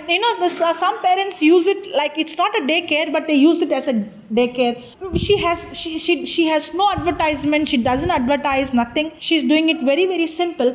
But she's doing it because she discovered this is what God has called me for. And deep in her heart, she wants to go to the country like Africa and go to, reach the children, small children of the poorest of the poor and help them. That is her dream. I met her, I was preaching in this church for 3 or 4 hours. And she is a person who is working very hard, but she's becoming tired. She loves the job, but she's getting exhausted, okay? So when she saw me, she said, I was so surprised. After 3 hours, you were so fresh, you were so energetic, and I saw life coming out of you. And I was surprised because even in the morning you had service, afternoon you had service, evening you are having service. And how is that you don't become burnt out? How is that you don't become stressed out? How is that you don't become tired? But how do you have that energy? How do you have that life coming out of you? But, even though I'm doing what God has called me to do, I get so burnt out. I get so stressed. I feel so tired. And I began to teach her on grace. I began to tell her about, how when you discover, you tap into the grace. Grace is God's ability, God's anointing to do things that you can't do with your own ability. I'm not going into that subject, okay? I have no time for that. But then, when I went to see her, she invited me, so I went to see her in that school. I did not know it was a school. After I went there, I was so attracted to, all those small tables and chairs and all those things. So I'm like, I did not ask. I didn't even know why she called me for. I started asking, what is this? What are you doing? And she started telling. And she told me about some severe cases, because I was asking her, can you tell me some cases, how children come with autism? What is the result? I was like, I was doing an interview kind, okay? And she told me something very, very amazing. When I entered inside, there was a big, beautiful picture of Mother Mary, Joseph, and little Jesus. Big, beautiful picture. And she told me, can you see this picture? I said, yes. Isn't it beautiful? I said, yes. This is gifted by a Buddhist child mother. And she told me that this is what I experience when I come inside. That's why I gifted you this. And there was another child that is also Buddhist parents. They're strong Buddhists. And the child was having autism. And on that day, the mother is telling, you take my child to your church and baptize. You only bring up in your faith. I was like, what? And I asked, why is the parents responding like that? Because when the child comes in, the first thing I do is I hug the child and I say, Jesus, it is your hug and you're hugging the child. And I looked at her and I saw and I said, who taught you? She said, I don't know. The Lord teaches me because He called me to do this. And I said, that is exactly the problem with the parents is they think loving the child is feeding the child, doing everything in time, washing their clothes. But you fail to realize that the child needs the hug. And this teacher is not just hugging, but she is actually saying what? Jesus is hugging you. Thank you, Jesus. It's you who is hugging this child. And she says, that's how I start with the child. I don't have any format how the world has. My format is completely different. Every month I have a theme. Every day there are 3 hours. Every 30 minutes there is a activity, and every activity God gives me every day. It just comes and I know what to do. I don't have any format of the world. I was like, wow. And I asked her a question. I said, I'm not sure because I'm not from this field, but I have a question. I think most of the autism or this kind of children, the problem is the root cause is 2 things. Most of the time, I'm not saying everything, most of the time 2 things. TV and mobile phone. Is it right? She said yes. She said yes. Television and mobile. The child is neglected and the child is given, the mobile and the TV, where the child is all the time and the child doesn't even know that what the child is watching is violence. That's why there is an extreme violence coming from the children. And the child is neglected by the parent. And the parent thinks watching the TV or playing in the mobile keeps the child busy so I can do other works. Not knowing you're feeding poison to your own child. She told, the first thing I do is I remove this both. It's okay, no problem. When Jesus was preaching, children were with Jesus only. He said, don't stop them. Praise God. 2 things. She said, the first thing we do is we don't have activities, say A, say B, say D. No. We bake cakes, cupcakes, and when we are baking cupcakes, we teach them the sizes. We wash and we teach them all colors, everything. We play and we all play together. As we are playing, we learn colors, we learn shapes, that's how we do. It's a place where we enjoy. Most of the issue is not child issue, it's a parent issue. But the parent has to only do what the Bible, that's what she said. It's given, I don't want to learn the so-called techniques of the world. The techniques is already in the Word of God. If we do according to the Word, I was so surprised. I was like, from where did you learn all these things? She said, the technique is already in the Word. If I do what the Word says, the result is guaranteed. She learned how to respond. She is not reacting with the child. She's not getting angry with the child. She's not getting irritated with the child. But she is what? She told me, for 1 month, she got sick. So she had to close the school. When they closed the school, this boy, don't know what happened. Maybe they start giving the mobile phone and, something he got into it. And in that 1 month, this boy got extremely violent and hyper. So they started to take him to different doctors, different places. So wherever they took, they said, you can't take your child to so-and-so school. It is not a structured place. It is not a recognized place. They don't have, these girls, because she is not doing like the world, right? So you can't take, that is not right. But even though they said, don't go there, that's not a right place, what happened to the boy? He became very, very aggressive. Once the school began, they had to bring him back here. And she told me that day 1 when he came, he used to bang himself like this and bang me also. And all that I would do is hug him tight. What was she doing? Responding. She did not say, why is he doing like that? She learned how to respond, not to react. Very practical. And she told within a week he recovered. He began to come and touch me and say like this, I love you. And she said, such a boy is transformed just a week. And as I was talking, she told me, actually, I did not know all these things. As you're questioning, I'm answering, I'm actually realizing what is happening here. She herself was not knowing. Herself was not aware. Because I was asking her questions, she was answering. And she said, this is actually giving me such an energy. It's giving me, an encouragement. I said, this is just a beginning. You know what you're doing? You are actually raising a generation, a new generation. Because the enemy is attacking the children right from the beginning. He's using the mobile as a weapon.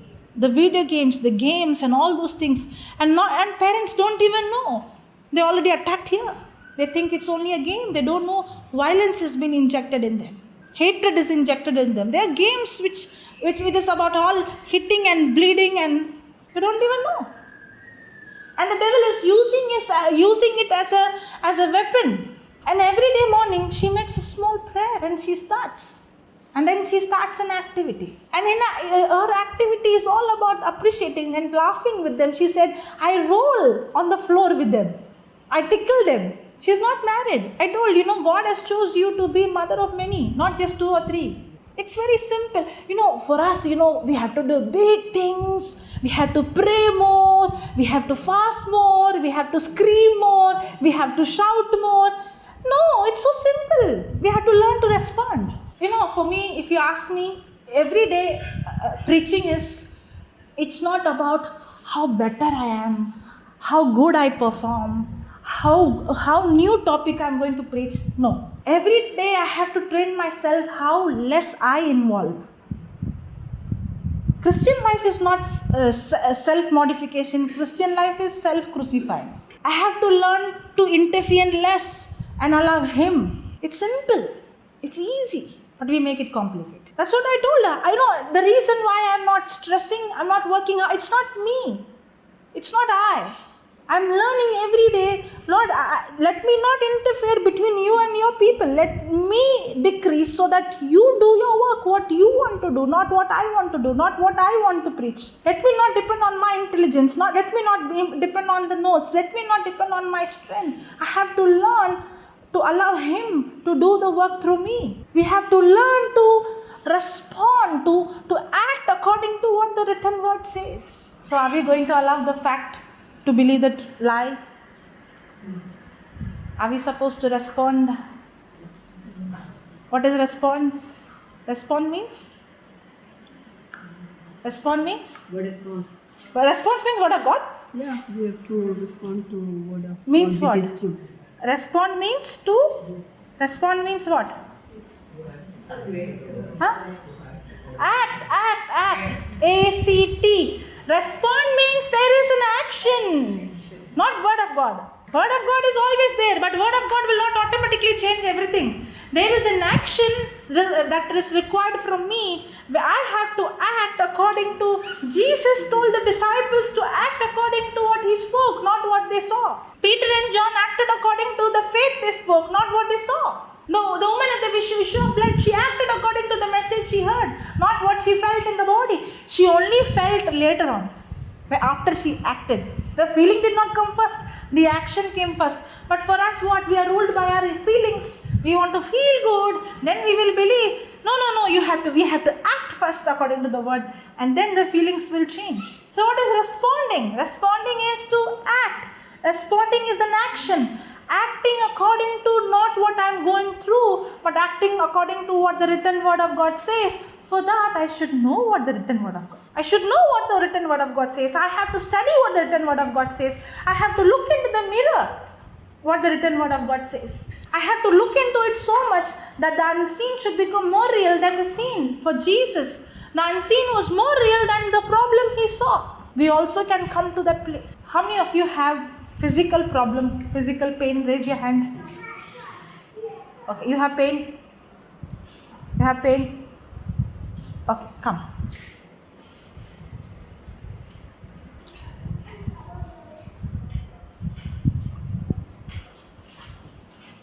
So are you going to respond or react? Respond. So I already started responding. So when Although Jesus, the doctors told me all nonsense in GMC. Yeah. the doctors told the fact. See, they are doing their job. Yeah. But are they God? No. I'm not, see, that's what, fact is not a lie. Fact is real. But the good news is we have the truth. Yes? Yes. Yes. Okay, close your eyes. Where is the pain? Yeah. Okay, close your eyes. You see the same place, not in yourself, see Jesus on the cross.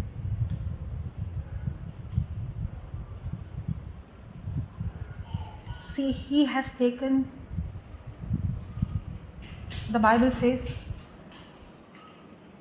He carried all our sickness, all our disease on the cross 2000 years ago. Just stand behind Him.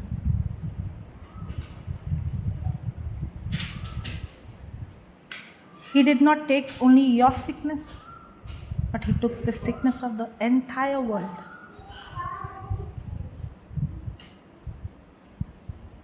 On Himself. And when He took that thorns pierced into His scalp, pierced into His brain. because he took your curse. And Jesus is talking to you now, and he's telling, my daughter, even if you were the only person in this planet Earth, I would have still come and died for you. I died for you. I took your pain. I took your sickness on myself. You don't need to carry this pain because I carried. As you're seeing Jesus, his wounded body, the Bible says that he was beyond human appearance.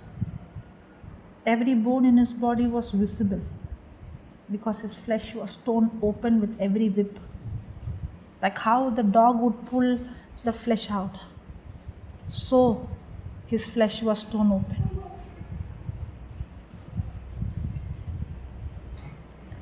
Every organ in his body, Psalm says his heart was melted like wax. Just like how Moses lifted the bronze serpent, and everyone who was bitten by the poisonous snake, when they saw the bronze serpent, the poison was sucked into the serpent. In the same way, Jesus is lifted. He is hanging on the cross. He became a curse. And as you see Jesus on the cross, every poison in your body, every sickness in your body is sucked into him. And right now, his healing power is flowing into you. He has forgiven all your sins. He has washed you with his precious blood. And Jesus is saying right now, I will never remember your past. I have crucified it on the cross. I will never ever remember the mistakes, nor will I remember the sin, because you are washed. And that sin is, all the sins are nailed on the cross. You are completely forgiven. You are brand new. Receive, that is the blood of Jesus. Receive. Flowing, cleansing you from inside out.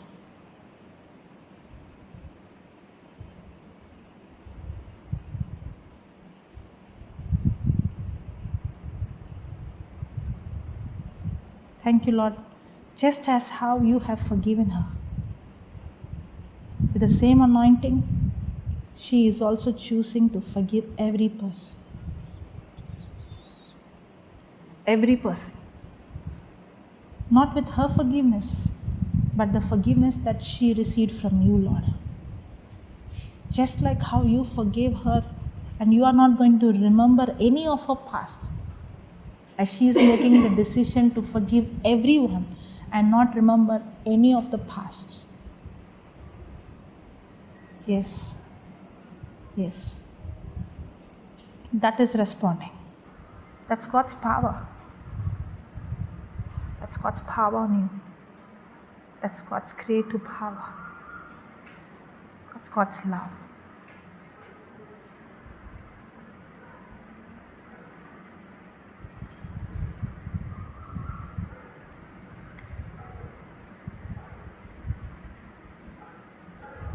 Yes. Thank you, Father, for this healing. Thank you, Lord, for this complete healing. Yes. It's God's fire on you. That's God's fire on you.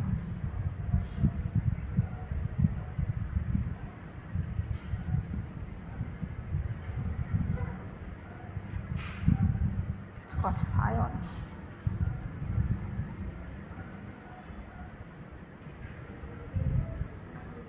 You're completely set free. In the presence of God, mountains melt like wax. Every mountain is melted. Every yoke of the enemy is destroyed. Every burden is removed. You're completely set free.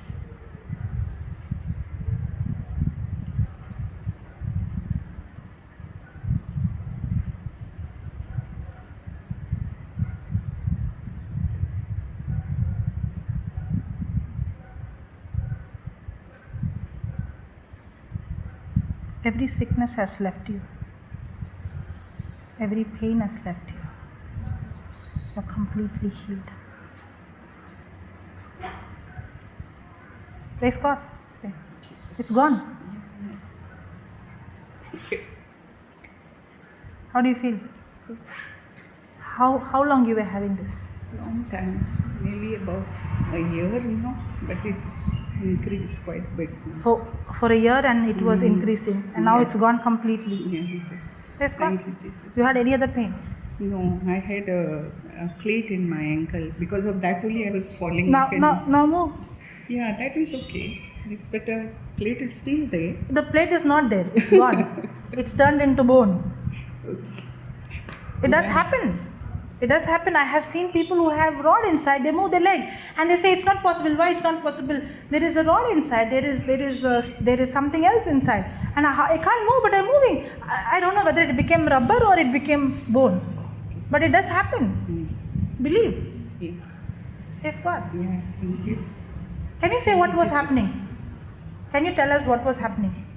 When you were praying for me? I was not praying. You were praying. I was only helping you. Yeah. Yeah, I felt the presence of the Lord, the Holy Spirit. Yeah. And then I felt like the pain, it was quite bad this morning, but I got up and did my work because I take a lot of orders and all. I keep on doing my work, believing that I'm healed by the wounds of Jesus. Because they told me I got lesions in my brain. It's all gone now. JCILM. You have brand new brain. Yeah. In the name of Jesus. Okay, thank you. Praise God. Thank you, Jesus. Thank you, Jesus. Praise God. Was it simple? Did we shout, scream? Or she had to shift her focus from the seen to unseen? Yes or no? Yeah, come. Only you both raised your hand. Others all are healthy. Yeah, I know, but I don't want you to push them. Come. She is standing, okay. Come. Who else? Come. You will come. You want to respond, huh? Okay, good. So will Jesus heal you? Huh? Yes. Will Jesus heal you? Yes. Okay, now what is she saying? Jesus will heal me. Correct? Correct? That means at present I am sick, future I will be healed.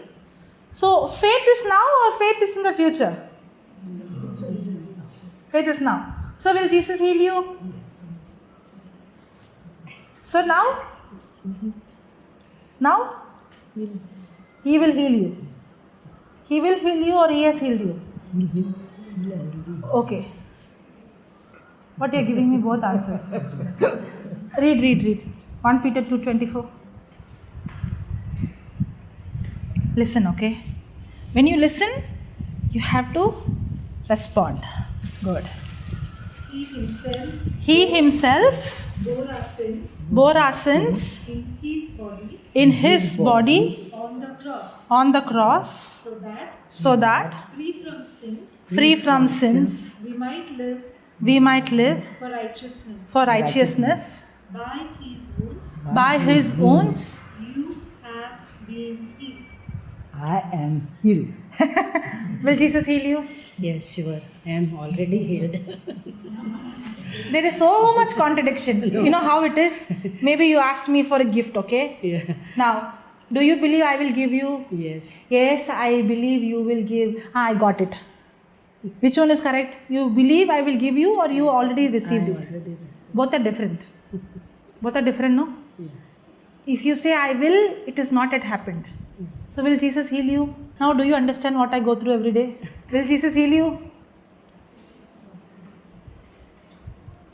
Will Jesus heal you? Yes. Will Jesus heal you? Yes. Okay, let us ask them, okay? Will Jesus heal them? No, I am not asking you the answer. I am only asking yes or no. Will Jesus heal them? No. Huh? What is wrong? Yeah. Yes. How can they say now listen now. She got now like, how can you say like that? Will Jesus heal them? No. Now ask why. Why? Jesus already healed. Thank you. If he has already healed, then why you should say Jesus will heal? Okay, now again. Will Jesus heal them? Why are they saying no? Now they should say yes. Now I need Holy Spirit, I need wisdom. Please give me wisdom, please. Will Jesus heal you? Yes. Okay. You ask me for a Bible. Ask me for a Bible. No, for example. Can you give me a Bible? Can you give me Bible? Okay. Will I give you the Bible? Yes. Will I give you? Yes, you gave me the Bible. Will I give you? Not will. Not will.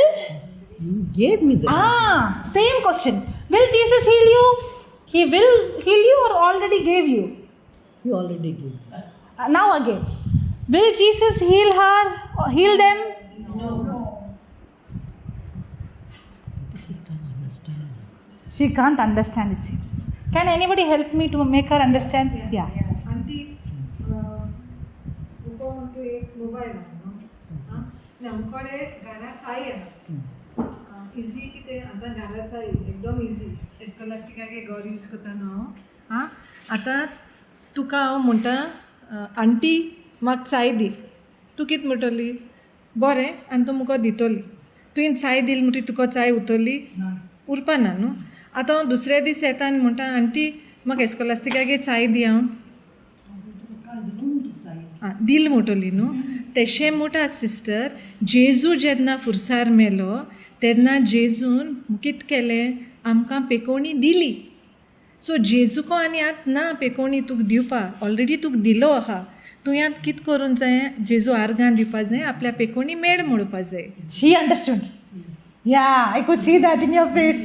समजिलें न्हू कितें आतां पोतून आनी दिवपा ना दिली आनी एक example दिता मुगेलो एग्जाम्पल दिता आतां हांव काम करना मुगे घरकार काम करता सो तो म्हयन्या काम केलें म्हणटरी बँकां पयशे काडटा हांवें वचपाचें पयशे हाडपाचे देस पेज करपाचें ओके आतां तेणें बँकां पयशे घायले कित्याक तो आपल्यागे कुटुंबा मोग कोत म्हूण तेणें घायले हांव म्हयनो जाल म्हणटरी पयशे हाडपाक गेल ना मुगे गोमूज मोग कोना कोत म्हूण घायला हांवें वचून पयशे हाडनाय does it mean that he does not love me he loves me right हांवें कितें करपा जाय हांव बँका मुखार उबो रावल म्हूण बँक आनी म्हाका पयशे दितलें ना मागीर कार्ड घालूंक जाय पीन मारूंक जायो हय न्हू म्हणटरी कितें तेणें तेगे काम केलें तेणें कांयच करपा नाका तेच भाशेन जेजून फुरसार मरून आपल्यागे काम केलें आतां जेजून कांय करपा ना तेका लागून भयण पोतून म्हणटा जेजू तुका पेकोवणी दितलो तूं म्हणटा हय दिवपा न्हू तेणें दिली तें पोतून कितें कोन्न दितलो at the end of the month if my husband deposits money in my account 2 तारखेर पोतून घातो तो घालपा आसलो तें घायलें न्हू आतां मुगे काम तें काडपाचें सो कितें कोन्न काडपाचें काळजां बाबार्दोन तोंडान उडोवन आनी कार्ड घाताय आनी पीन कोड माताय न्हू लायक दॅट तोंडान उलोवपाचें काळजान बाबार दवरपाचें What pen you had? It's gone. I know that. You know why it went? The moment you shifted your focus from the seen to unseen and you responded that I am already healed, the pain left. Move your leg. Thank you, Jesus. Praise you, Jesus. I couldn't walk also. Now walk. Now you can walk? Yeah. Did anybody pray or you responded? But before that you were reacting. Yeah. Jesus will heal. But the moment you responded, the healing happened instantly. So who is in control? Where is your son? Who is in control? God or me?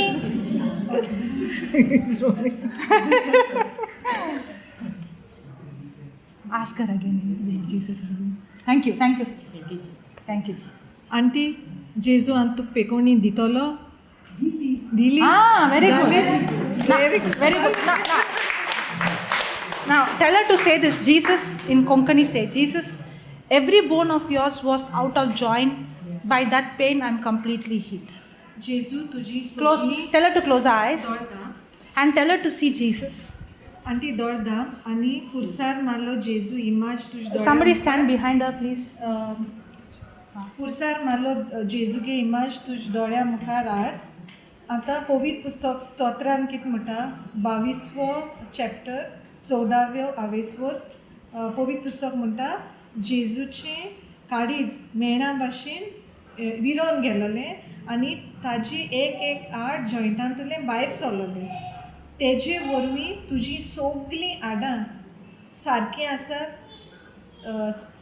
Healthy आसात जाग्यार आसात perfect आसात अलायन्ड आसात straight आहाय वांकडे been कांय ना सारकी straight perfect Tell her how Jesus was on the cross, how every bone came out of his joint, how he went through pain. Make her to see that.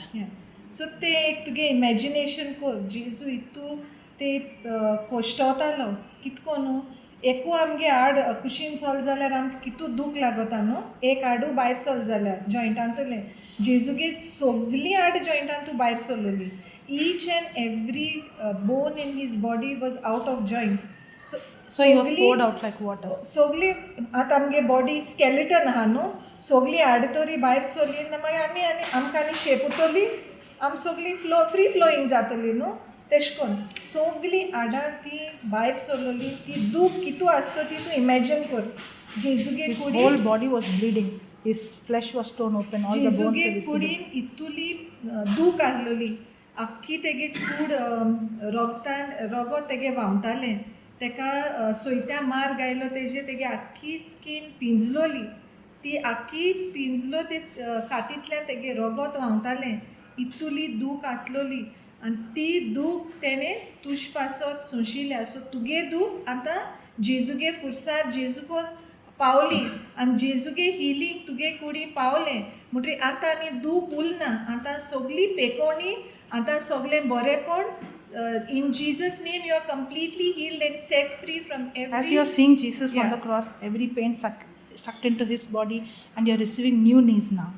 He took your pain, your knees, and he has given you new knees. So पयलें सिस्टरीन कितकोन सांगिल्लें मोइजेसान सोरोप उबारलो अरण्यांत आनी जी कोण सोरपान घास मारलोली ती पिंतडी सोरपा चोयतालीं तेंगे poison चोखून सोरपा वयताले आनी तांकां पेकोवणी मेळटाली तेश कोन्न जेजूगे फुरसार तुगे सगळी दूख तुगे सगळें सिकनस सगळें कितें वांकडें तिकडें आहा तें सगळें गेलें तुगे ऑपरेशन एक पांयां केलां आंटी तुगे दुसरे पांयान बरेंपण येयलें सगळी दूख गेली आनी ते पांयां दुसरे दोंपरा सयत आनी ऑपरेशन केलें ते दोंपरा सयत जेजूगे पेकोवणी तुका ऑलरेडी दिली जेजून. As you are seeing Jesus on the cross, don't open your eyes. As you are seeing Jesus on the cross, he's talking to you and saying, my daughter, I love you. I took your pain. I took your sickness. By my stripes, you were already healed. That's God's power flowing in you right now. It's God's healing power flowing into you right now. Right now, there is a creative miracle taking place. He has taken your knees, and right now you are receiving a new knees, new muscles, new tendons, new ligaments, new cartilages. The life of Jesus is flowing into your legs. That's God's power. It's God's power on you. It's God's power on you. You're completely set free from every rejection, every worry, every fear. It's God's love.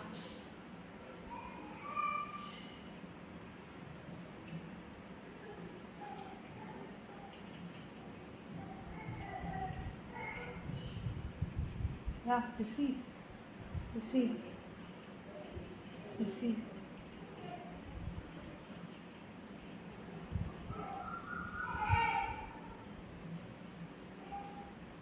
Thank you, Lord, for this creative miracle.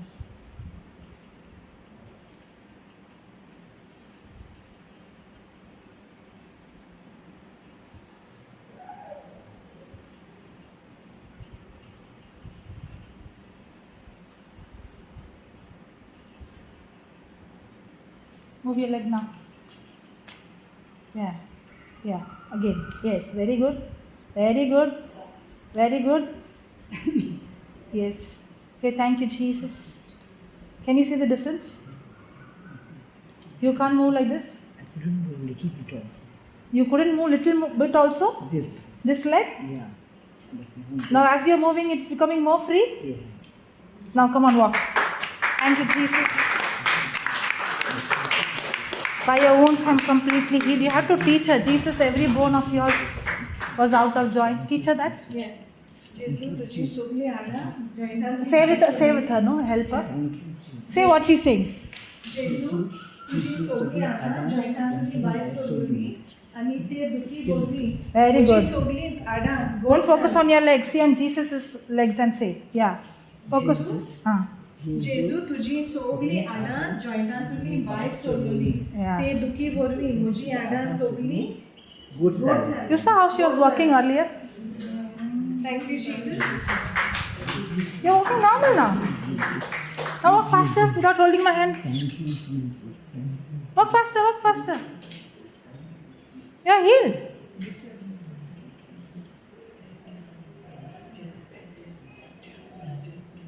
I can walk, I can walk. You're healed I'm healed. by the wounds of The Jesus. wound of Jesus, I'm healed. I'm completely very good. Very good. The leg is going more high now. The leg is going more high now. Lift your leg and walk. Lift your leg and walk. As you, just like how the crippled man acted by faith. Come on.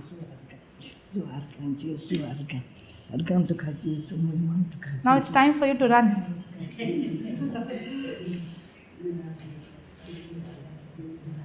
Now the pain is gone completely. There is little pain.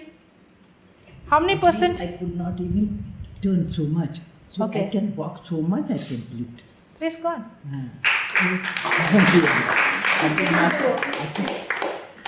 You came with the. I could not lift like this. So I can lift so much. Yeah. Lift again. That's it. Come on, respond. Yeah. Yeah. Do again. Much I can lift. Yes, now the pain is reducing. much I- See. Very So much good. I can lift. Excellent. So much I can lift. My daughter was telling me, lift your leg. Lift your leg. She was telling you to do with your willpower. This is the difference between doing under grace and willpower. Yeah. What the doctors will say is exercise. But what we are doing is not willpower. I can walk so much I can do. So much I can take. Yeah. See, look at that. So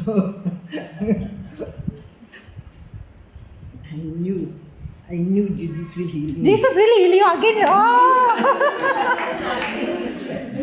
You knew Jesus will heal you? He has already healed you. That was reacting. This is responding. Yes. Ah. See, so much I can. Yeah.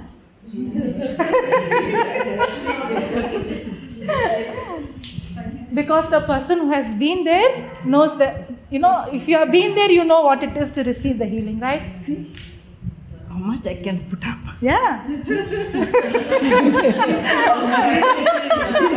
like a child who's walking the first time. Because 2 months are passed, I was not moving. My son was telling me, they will remain like this only. No, that's a lie. See, the devil used the fact and brought a lie. I said, my But she God did not- will do for me. I said, what I cannot do, He will do for me. He did. See what He did today.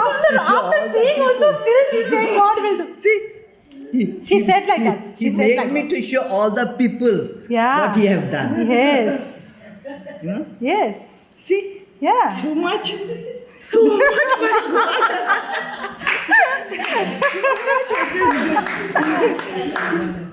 Okay. So much I can do. Some people when they get healed, no? You got healed? Yeah. Pain gone? Yeah. Pain is gone. And I'm like, can you say loudly? Yeah. Pain is gone. No pain, no. I like this. Kick the ball out. Yeah. She wants to kick the ball. 2 months are passed. I didn't go to doctor. I said, when I go, what I'll show him? How my leg. Now you go and show I can kick the ball. Give the ball. Okay. Don't worry. I have to show for my son first. He was telling me, Mummy, what? Yesterday. You know, a person who has gone through this will not do this because the pain becomes to increase more in the natural. But in this case, because she's responding, the more she's doing, the more she's seeing Jesus. what she's seeing. Remember the example of the crippled man. The strength came when? Only when he began to act according to the truth, not according to the fact. So is the word of God very practical? Is the word of God alive?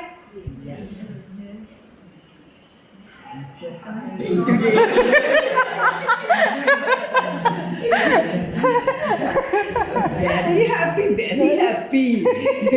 So happy. Now, if this is, she's saying, right, this reaction should be even when the symptoms are there. Yes. That is called responding. This day going to operate. This operation just over. This operation just over now. We had the operation just now, no? On the just now on the cross, Jesus took and gave you both. Of course. Yeah. He did everything now to show the people what he had done. See? I'm so happy.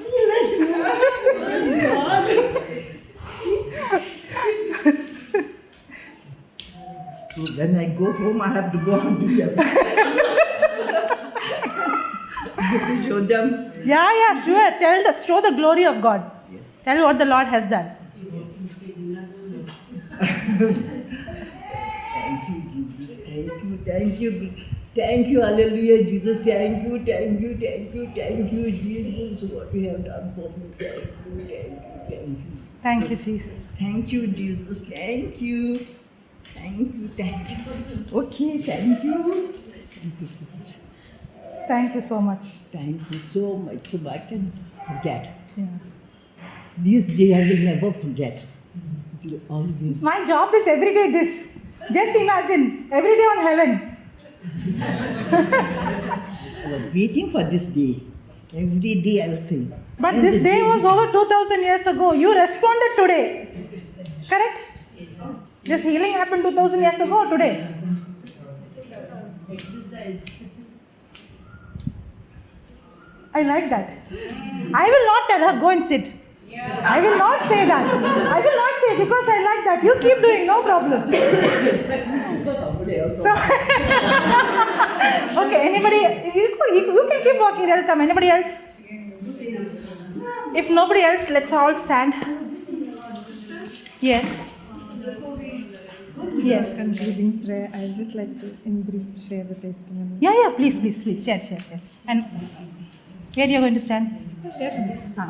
आमच्या घरांत on 2nd September 2021 Papa Johnson had preached, okay, here only. How many of you were there on that day? Can you just raise your hand? 1, 2, 3, 4, 5, 6. Okay, about 10 of you were there that day. Can anyone tell me what you have seen on that day and what is the difference today when you have entered this place? Your place is really beautiful. In what I saw. No, one second. I'll capture it.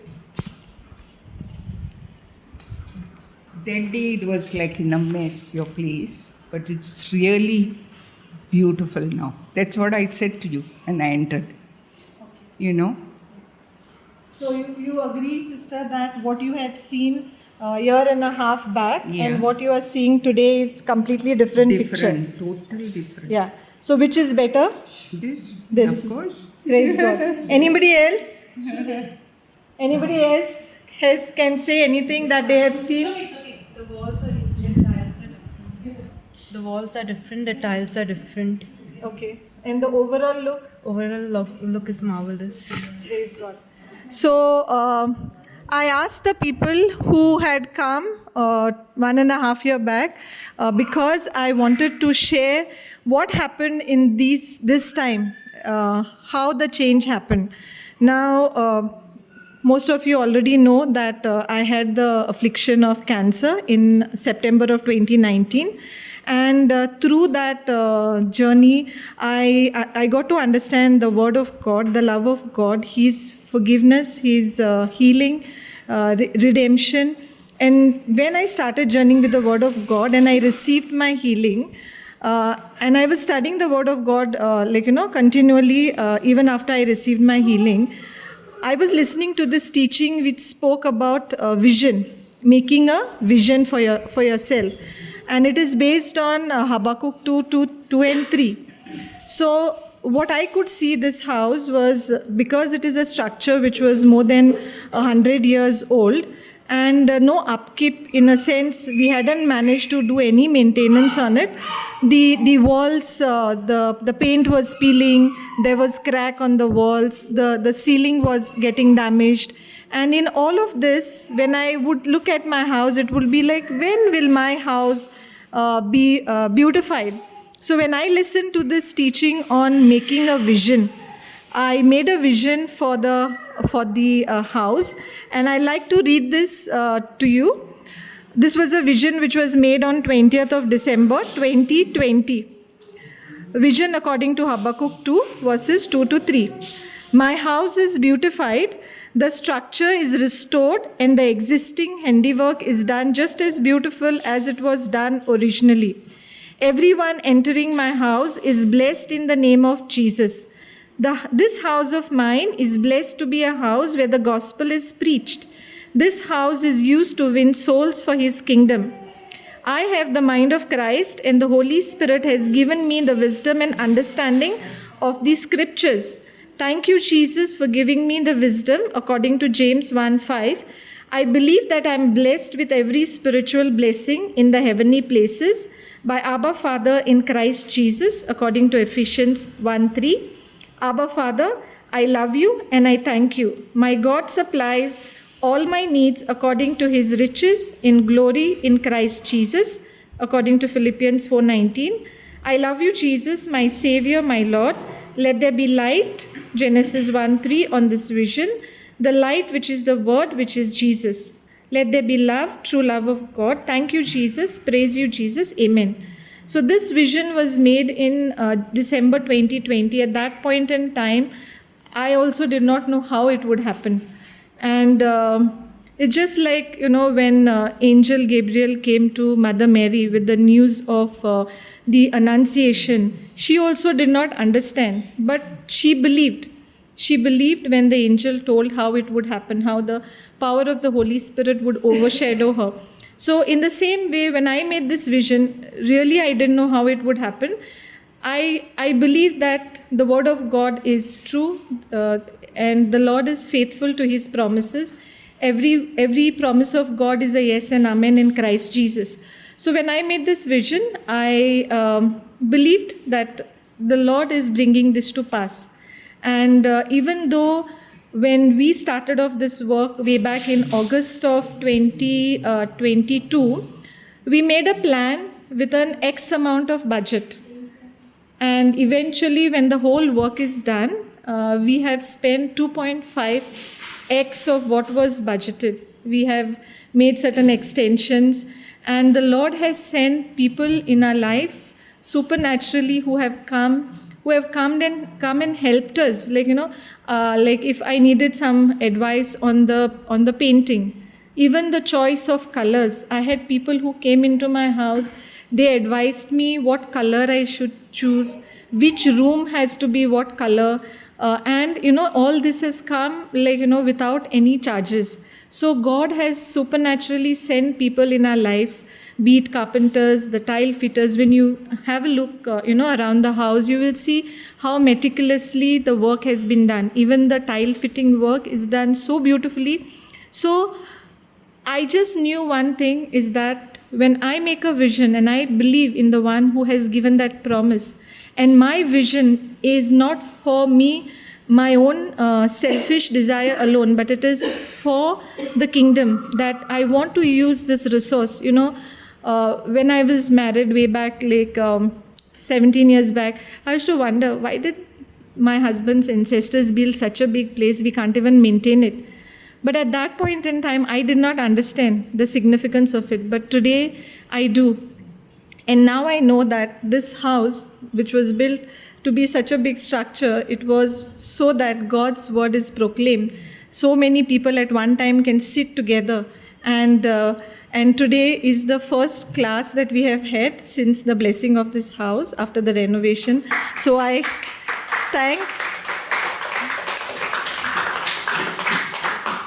like to thank Sister Jocelyn for coming and sharing the word with us. I thank you, all my dear brothers and sisters. If not for you having come here, the preacher also doesn't have an opportunity to preach. So I thank you for responding to the invitation and coming here. And, it was like, there would be a lot of questions. Like when I gave up the job, there was a single income that was running. And I gave up. So there would be question like, will it be possible? When two people were working, nothing was done. And now when a single person is working, how is this going to happen? But God is so good that without having the requirement of borrowing anything as a loan, He has finished His work and He has done it for His glory. All that you see is for the glory of God. And I thank and praise God. So this is my testimony, all for the glory of God. Thank you, Jesus.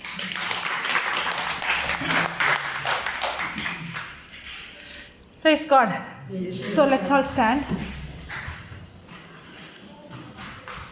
Let's close our eyes. Just like how she made a vision, not to see what she saw, but she saw the unseen. Just like how we saw the healing happening when they begin to see not what the fact says, but what the truth says. As you're closing your eyes, don't focus on the problem.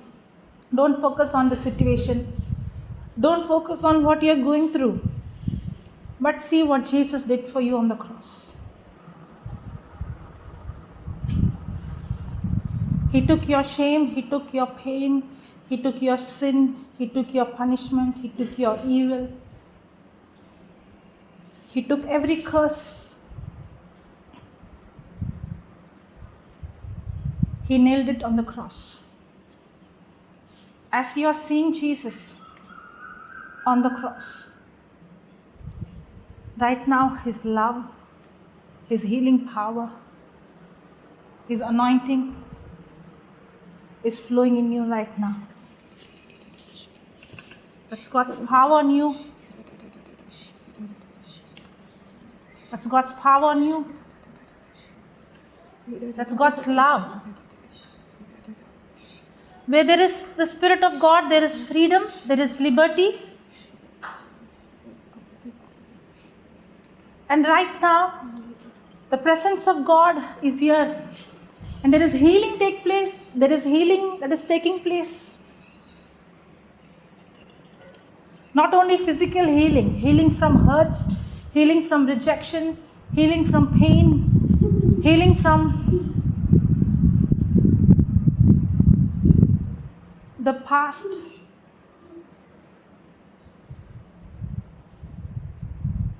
Thank you, Jesus, for your presence in this house. Thank you, Jesus, for your presence in this house. Don't open your eyes. There's something happening in the unseen. As you are responding, the unseen is manifesting in this scene.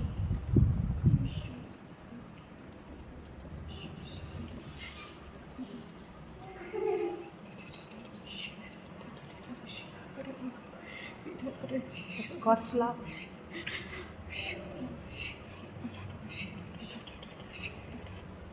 Thank you, Jesus.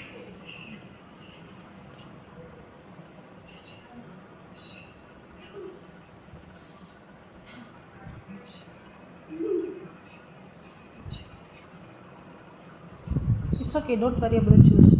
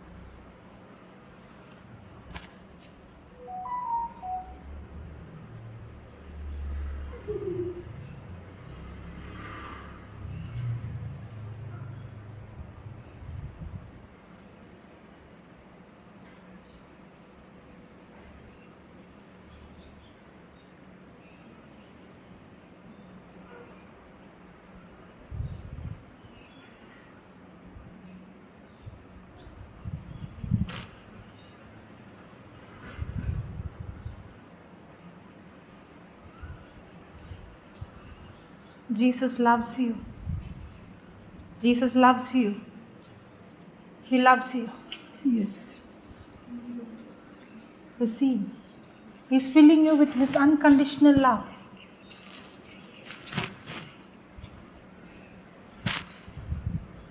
Every burden is removed. You are set free. You are set free.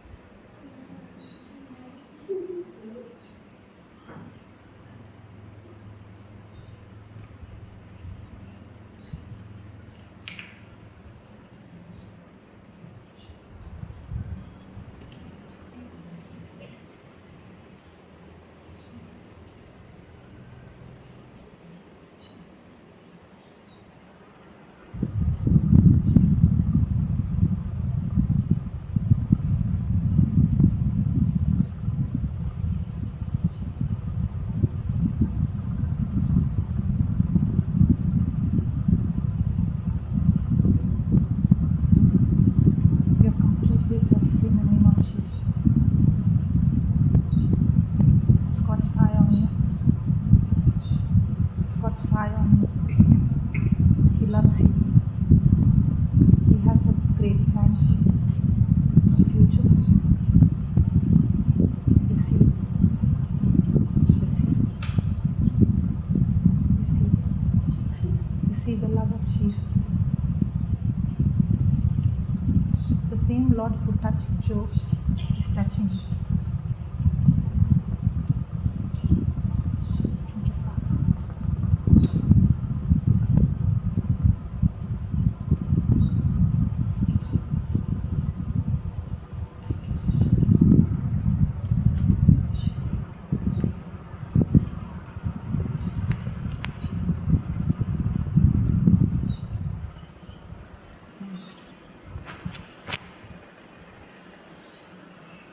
Thank you, Jesus. Thank you, Lord, that you are the provider. You are the father. You are the husband. You are the mother. And Jesus Himself is your provider. Jesus Himself is your husband. He loves you. He cares for you. You will never lack. He takes care of you. He takes care of every need of you. He will never leave you. He will never abandon you. He loves you. He is the protector for your children.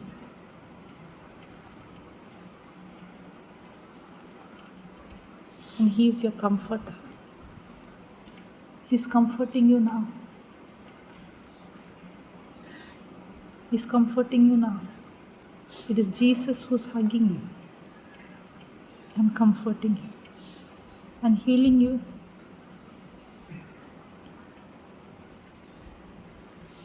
Complete healing and restoration.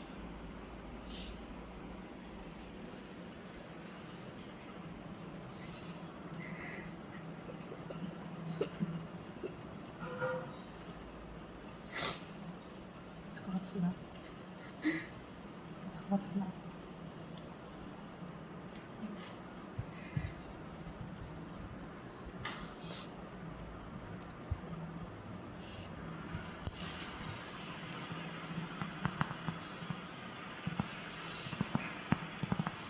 Thank you, Jesus. Praise you, Jesus. Hallelujah. I see tears in most of your eyes. Isn't it awesome? Isn't that awesome? Isn't He so real? Is He alive?